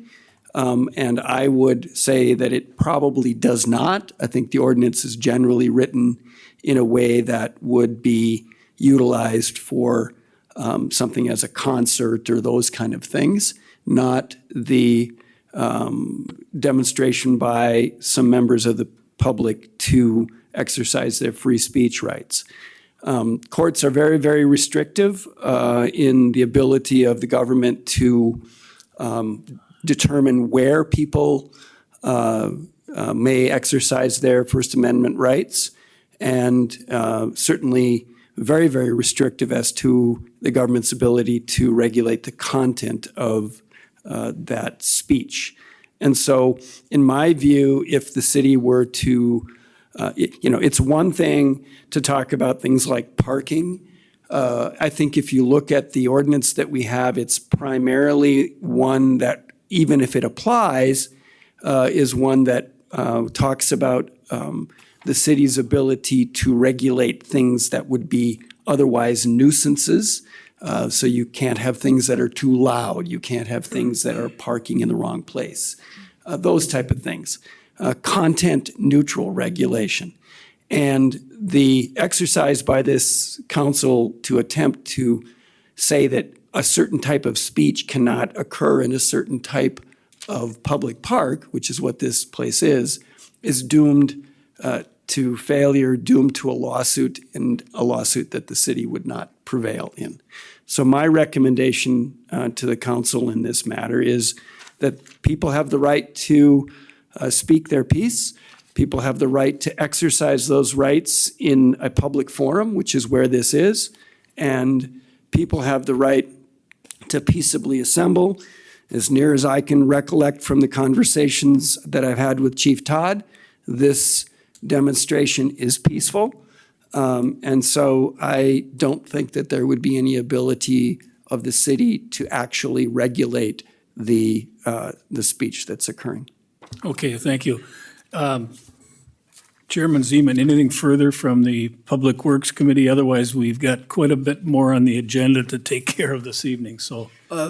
No, but as Charlie said that, we've got all kinds of Use your different mic closer there, Bob. ideas on this. We did receive a letter from a James Hokason, who's a citizen on Highway 25, and he wrote this letter to us. Dear members of the City Council, I'm writing this to express my concerns regarding the ongoing use of the Veterans National Park for organized protest. While I fully respect the constitutional right to free speech and peaceful assembly, I feel strongly that the Veterans Memorial Park is not an appropriate location for this type of activity. This park was established as a place of honor, a reflection of respect for men and women who have served our country, and many of whom have gave the ultimate sacrifice. These protests occur regularly every Saturday from 11 to 12 o'clock. During this time, signs are being attached to the park's iron fence. Protesters actively trying to engage the passing cars by encouraging them to honk their horns. This creates not only disruption to the peaceful nature of the park, but also a potential safety concern, as it may distract drivers on the nearby highway. Additionally, some of the messaging displayed is negative toward our country and its leadership. In my view, this distracts from the intended purpose and dignity of this memorial space. I'm a Vietnam veteran, and like many, we hold this park in a deep respect. It is meant to be a place where veterans and their families can reflect quietly and feel honor for their service, not a venue for political expression or confrontation. Again, I respect individuals that express their views. However, I believe there are more appropriate public places within our community to have such activities. I respectfully ask you as a city council member to consider establishing enforcing guidelines that preserve the purpose, safety, integrity of the Veterans Park. Thank you for your time and consideration and continued service to the community. Signed, James Hokason, U.S. Navy, 1968 to 1971. Okay, thank you, Ron. With that, I'm going to resume where we left off prior to these. I just, one second. Go ahead, Okay. Aaron, I'm sorry. I'm sorry, that's okay. I'm a U.S. Army veteran, and I just would like to make a recommendation to the right and to the left in this town and a great community that both sides move your protests somewhere else to respect for that military members and for the business owners in town that are getting a lot of parking spaces taken away from them. There's plenty of places in this town that you can do a protest. I suggest you guys take your protests on Highway 34 and put it over by the tech school. That's all I got to say. Thank you. Okay, all right. We really need to move on because we've got a ton of stuff to cover yet this evening. So with that, I'm going to go back to the Community Development Committee agenda and call on Chairwoman Spry. I think we're on 5D, aren't we? Yes, we are. Okay. So Item 5. Wendy, could you hold on a minute? Chief, could you help folks that want to leave get out into the lobby so we can continue? And you lost this side with bathroom breaks. There's always that, isn't there? And There is. he's young. At least we have a quorum to continue.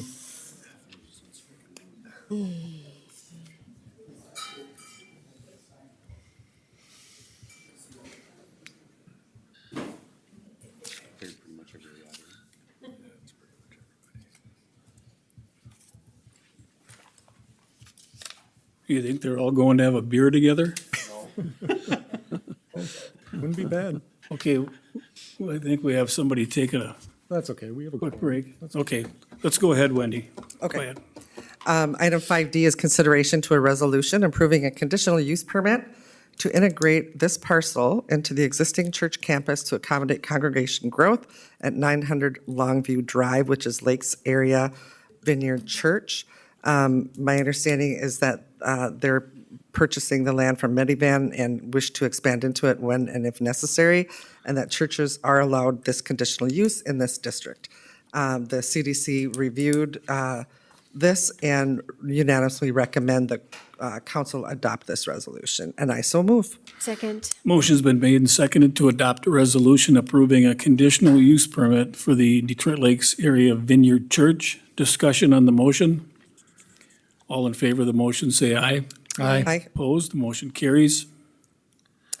Item 5E, consideration to a resolution approving a variance to allow 26 parking spaces in payment in lieu of parking spaces at 100 Richwood Road, which is the United Savings Credit Union and the property on the corner of Roosevelt Highway and 34 and Richwood Road. Richwood Road. Oh, Yes, there Lord. you go. Okay.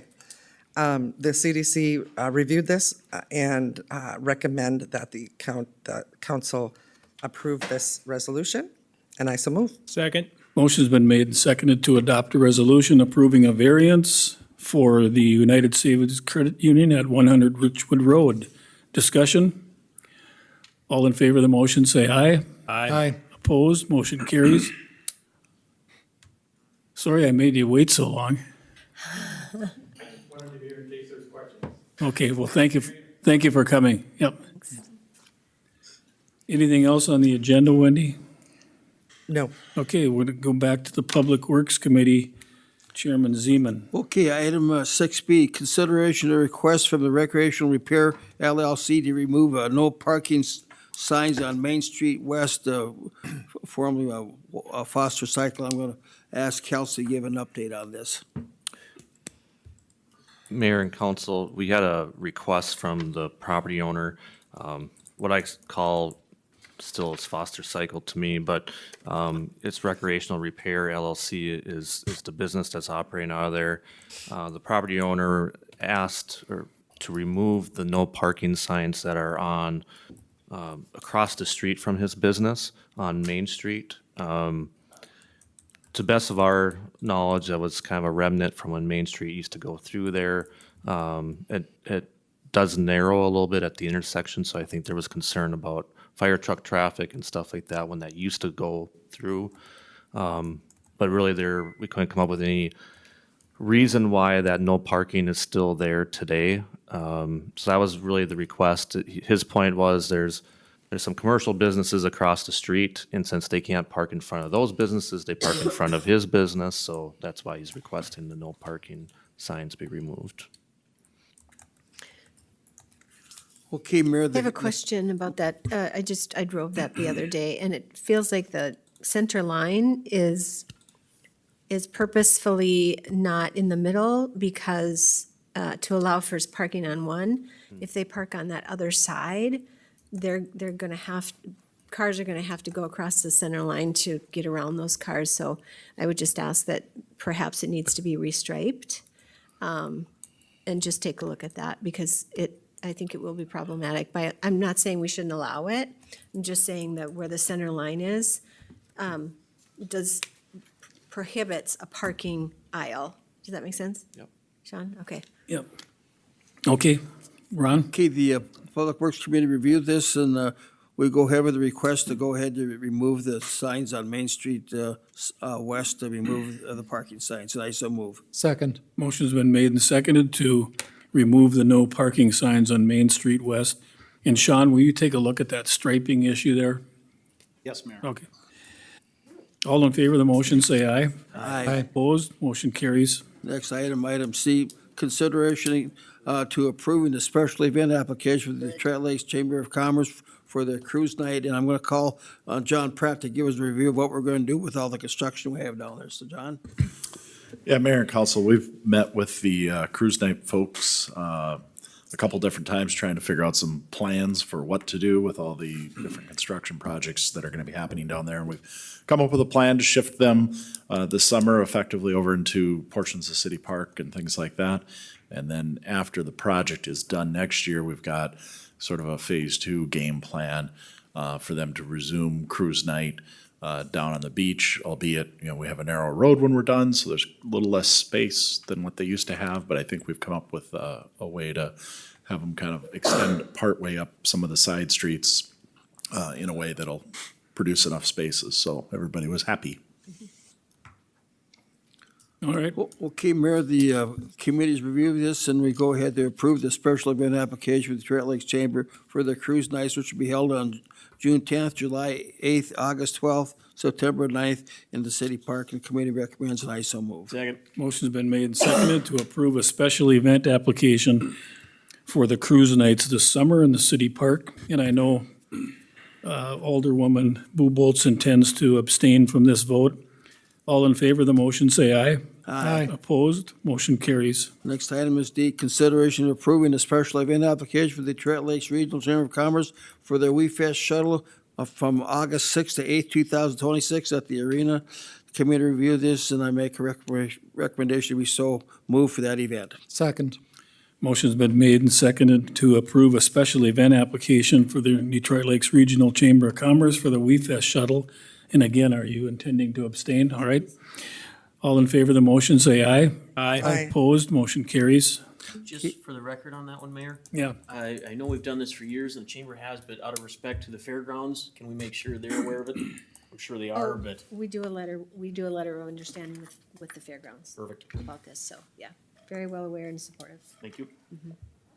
Okay, Ron. Okay, next item is E, consideration of resolution establishing Home Street and Frontage Road as municipal state aid roads. I'll call on John Pratt for that.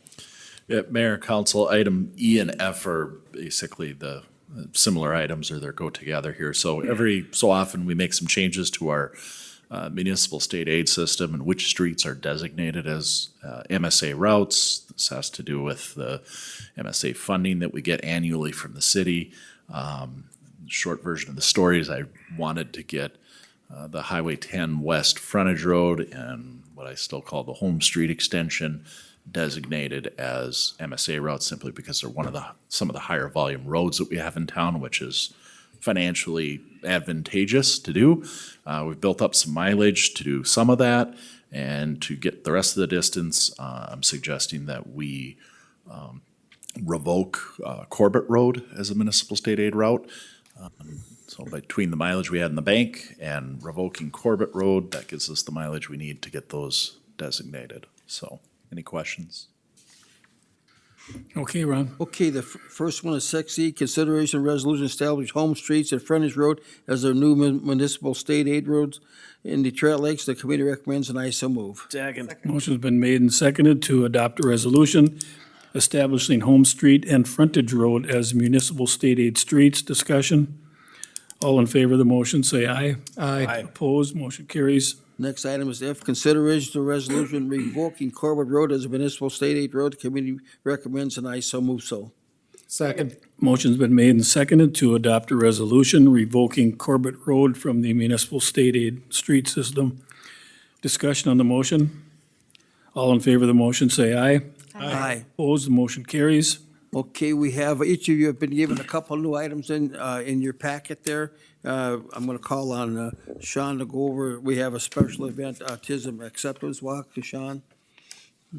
Yes, Mayor and Council, that is a special event app that just came in. I have not spoke to the person that has applied for that, but we will have to make a little bit of a change. We're not going to be able to get them down to the beach walk, but we'll have to stay on the north side of the road on the sidewalk.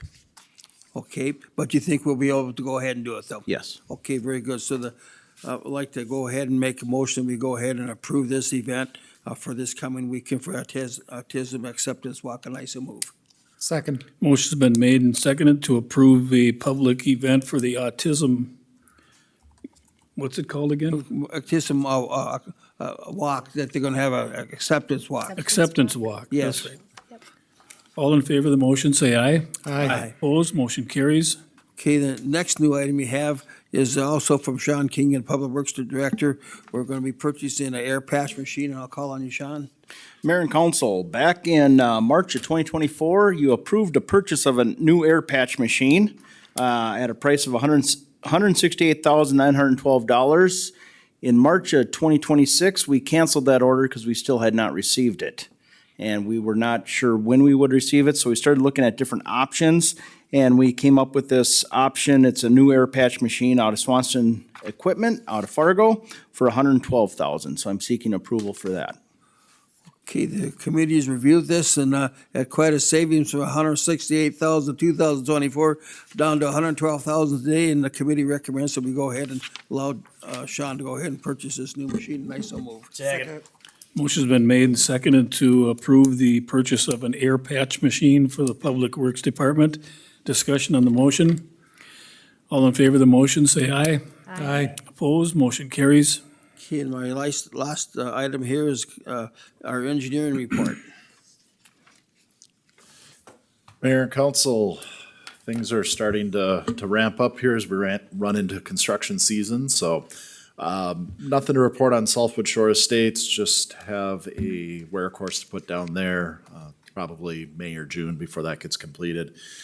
And if you didn't notice, we have a new water tower that got hoisted up yesterday. So everything went good. It's in its final position there. And so now crews will work on getting the ring beam and all the things that need to be done to hold it there permanently. Get those completed, get the roof on. You know, and outside of that, there's actually a lot of work to be done yet. It's just not a lot of work that anybody's going to notice. We are a long ways away from being able to put water in it and put it to use, but crew will keep working on that over the next several months, and by later this summer, we should be at a point where we can commission it and move on. So nothing to report with the Heartland State Trail. Just need to finish a couple things up there, and we can get that off the list. Westlake Drive Phase 3 and the beach. Both Phase 1 for the road project and the beach project are both underway. We've closed the first phase of Westlake Drive from Minnesota to South Washington. Crews are going to start removals on that here shortly and get things moving there. They are underway on the Phase 1 of the beach, and just as a reminder, Phase 1 of the beach is that replacement of the beach walk down between the sand and the turf. So end to end, they'll remove that, get the new one poured, and then get any improvements that are south of that between the new walk and the water's edge, get those done, hopefully by the end of May, which then kind of reopens the beach, other than small little pockets that will be blocking off as time goes on. So we're underway. I should mention, we did have there was a few council there. We did have a public pre-construction meeting last Wednesday. A few people showed up for that, just trying to get the word out when the project was going to get underway. So DMRA Legacy Grant, nothing to report there. Sherwood Drive, just need to do some turf restoration and a few other minor things. Again, probably in the next month or two. 270th Avenue, I think we've talked thoroughly about that tonight. Linview Estates, contractor starting to talk about returning to that project, just waiting for a little more frost to get out of the ground, and then they'll start in on the street construction on that and get that project wrapped up. Again, Rossman Avenue, I think we've covered that thoroughly tonight, and nothing to report on the north side project at this point. So that's it. Okay, thank you, John. At this time, I'd like to go ahead and make a motion to accept the city engineer's report, and so move. Second. Motion's been made and seconded to accept the city engineer's monthly project report. Discussion. All in favor of the motion, say aye. Aye. Opposed, motion carries. I did want to say, though, that John also told us that the city of Detroit Lakes now has approximately 187 miles to take care of. So we got a lot of roads to take care of, and approximately 22 to 25 of those miles are state aid roads. Okay. I think we're up to the Finance Committee. Mayor. Chairman Boke? Actually, we pulled 6I off the consent agenda earlier tonight, hours ago. Yep, Mayor. I forgot. I'm sorry. Mayor, you're correct. We pulled that off the consent agenda. Staff's recommending that we table this to May. Without objection, we'll table item 6I until our May meeting. That's fine. Go was ahead, Matt, removed. with the, Sorry. go ahead My with the mistake. finance. Finance. I know I'm all frazzled, sorry. 7A, consideration of approving a donation policy. I'm gonna turn this over to Mr. Clem. Mayor and council, in your packet is a draft donation policy, something that was discussed at the Finance Committee. We used the school's kind of naming rights slash sponsorship policy as the template. Of course, we had to modify that to make it work for our use. Again, I think it's pretty straightforward, provides some kind of guidelines on how to proceed with any type of naming rights or fundraising that involves really any city building. So this is going to be inclusive of, things that city staff is directly in charge of, but also our management agreements. So things like the community center, Detroit Mountain, the country club, gymnastics, all those things that are also city-owned facilities. Provides a kind of a base limit of $100,000, limits the term to 10 years. And then we basically have some outs that the council can deviate from the policy as they want or as needed. Again, pretty straightforward, pretty basic. Happy answering questions, so. Thank you. If this was discussed at Finance Committee earlier today with a unanimous recommendation, we all thought it was kind of a good business to get into, bring this policy to light, so I'm moving forward. Second. Motion's been made and seconded to approve a donation policy. Discussion? I have a question or comment. Go ahead, Wendy. When I was looking at the agenda and it said donation policy, I thought it was a policy about requirements, how we as a city can make donations or receive donations. And then you open it up and it says naming rights. So is it a naming rights policy or a donations policy? It's naming rights, I mean, donations, mayor and council, this really dictates really just about larger things. We're putting people's names on things. It doesn't change. We have later in the agenda, we have someone who's giving $5,000. Statute requires the council to always accept donations. So that doesn't change because that's a statutory requirement. But this really affects things where we're putting names on things.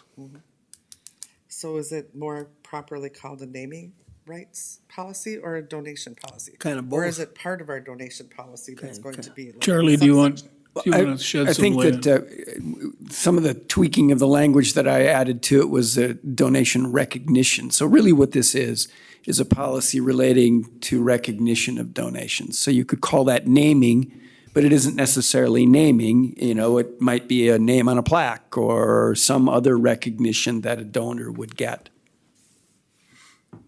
Thank you. All right. I just Do we have a, feels misleading. did we vote? That was like 5 minutes ago. How you expect me to remember? In a second. We have Okay. a motion and a second, but we have not voted. You can All bring right. it up for discussion. Thank you for helping me out, you guys. All in favor of the motion, say aye. Aye. Opposed, the motion carries. Thank you, Your Honor. Item 7B, consideration of approving a memorandum of understanding with AFSMI. This is allowing Public Works to go to 4 10-hour days through the summer months. This is year 3 of doing this. Mr. King is going to document, make sure this is favorable for the city, to make sure we're getting as much work done as we are. It was discussed at Finance this afternoon with a positive recommendation to move this forward, so I so move. Second. Motion's been made and seconded to approve a memorandum of understanding with AFSCME. Discussion on the motion? All in favor of the motion, say aye. Aye. Opposed, motion carries. That's all, Your Honor. Okay, we're to the Public Safety Committee, Chairman Dahlman. Thanks, Your Honor. 8A, consideration approving a resolution accepting a donation for the fire department. BTD has given us $5,000 for equipment, so I still move. Second. Motion's been made and seconded to approve a resolution accepting a $5,000 donation from BTD for the fire department. Discussion? All in favor of the motion, say aye. Aye. Opposed, motion carries. Aaron, anything else more further? Nothing, Your Honor. Okay. We're to the Liquor and Gambling Control Committee. Chairman Stearns, I think we added an item. Yes, Mr. Mayor, we added item 9H, and that is for the annual special event liquor application for Sapphire, doing business, or it's Northwoods Rec LLC. They are the one that provides liquor services for the Detroit Lakes Community and Cultural Center. So Liquor and Gambling Control Committee meeting discussed it earlier, and we recommend approval of that application, and I so move. Second. Okay, motion's been made and seconded to approve a special event liquor application for Sapphire. Discussion? All in favor of the motion, say aye. Aye. Opposed, motion carries. And also, Mike, do you have anything to bring forward Yes, from the Public Utilities? Public Utilities met this morning. We have a consideration to accepting bids for the generation project fuel system and awarding the contract to Journey Construction. Public Utilities discussed the bids. There was only one bid received. The original estimate was going to be around $231,500, but it did come in a little bit higher, with Journey being the only one to submit a bid. But they are the ones doing the equalization project, working on the equalization project for EQ2, and they're doing a good job on that. So we felt good, moving forward, even though there was only one bid, and I so move for approval. Second it. Motion's been made and seconded to accept the bids for the generation project fuel system and awarding that contract to Journey Construction. Discussion? All in favor of the motion, say aye. Aye. Opposed, the motion carries. Mr. Mayor, can I throw in one more thing while I still have my Certainly. PUC hat on? Yep. This morning, General Manager Roberts, sorry, it has been a long day. Vernell, let's just say Vernell pointed out that the Public Utilities received recognition from the American Public Power Association.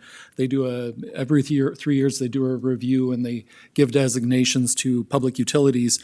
And again, Detroit Lakes Public Utilities received the top designation, which is the diamond level. And that's for excellence in reliability, safety, workforce development, and system improvement. And I will again state that we're very fortunate to have the public utilities that we do have. So thanks. Exactly. Thank you. Congratulations, thank you. Okay,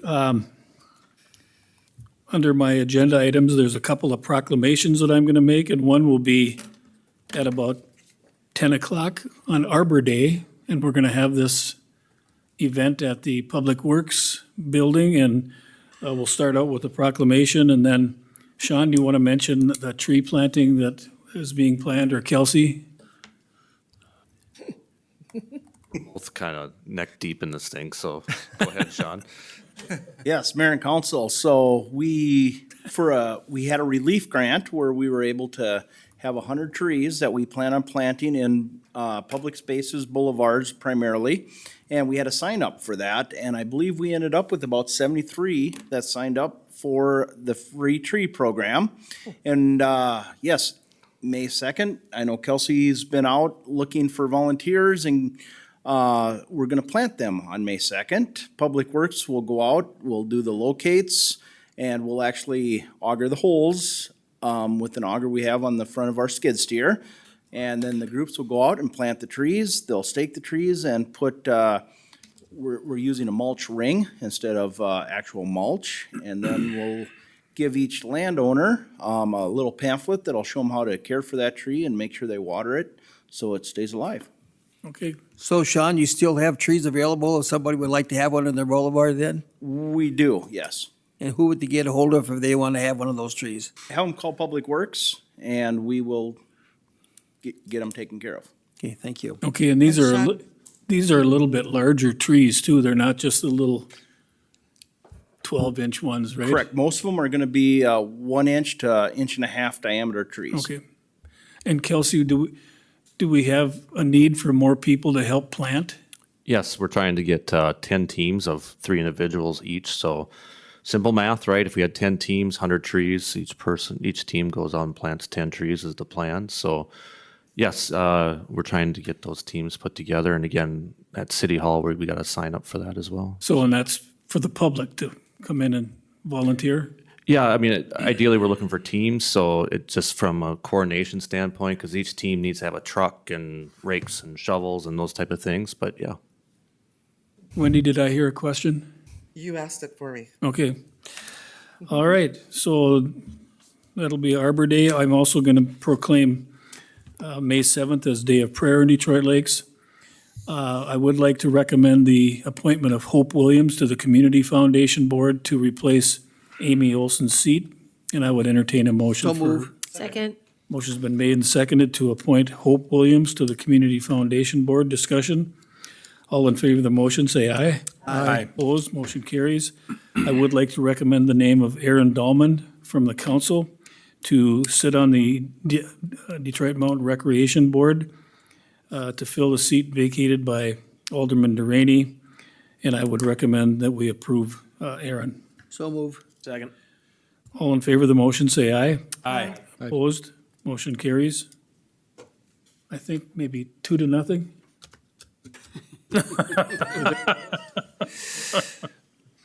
No, it passed by a majority, so.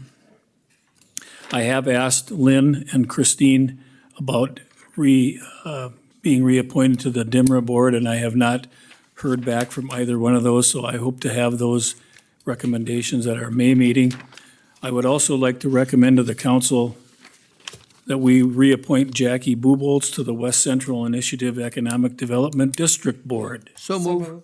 Second. Motion's been made and seconded to reappoint Jackie to the West Central Economic Development District Board, and I assume you're going to abstain? I will do that. All right, That's a all in, great idea. all in favor of the motion, say aye. Aye. Opposed, motion carries. Some information and announcements. The Becker County Assessor has notified the city of the Board of Review will be held on April 23rd at 9:30 a.m. And we have a committee of Alderman Zeman, Alderman Boki, myself, and also Alderman Deraney. And that'll be held in the committee room here at City Hall at 9:30 on April 23rd. The balance of the joint governance meeting dates are listed, and the balance of the 2026 city council meetings are listed. Is there any additional city staff items that we need to address? Mayor and council, just 2 upcoming meeting dates. So Tuesday, April 28th, we're looking at having a council work session at 4 o'clock. So hopefully that's on your calendars. Okay.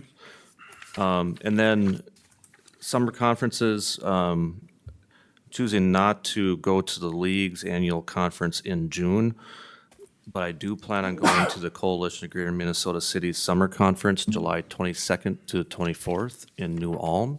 So if you are interested in attending that, please let Carrie know. And my understanding is we want to get our rooms early for that, so let us know.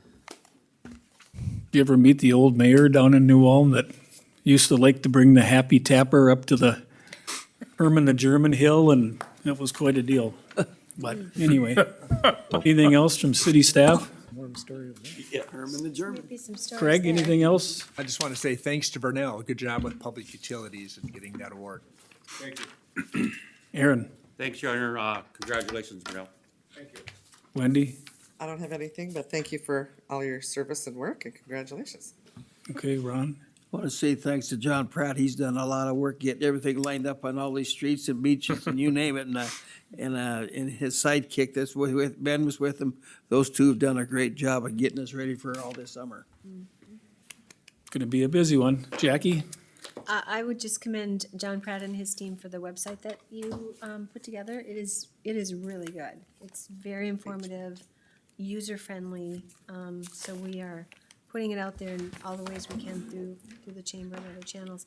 And I was just gonna say, thank you, Mayor, for running a very well-run meeting under strenuous circumstances. I don't Thank know you. about that, but you're welcome. So John was telling me about the website, and so if you go on the City of Detroit Lakes website and then you click on the icon for the project, the Yeah. road project and the beach project, it's all there, and Yep. that's where announcements will go if things are being changed or whatever, right?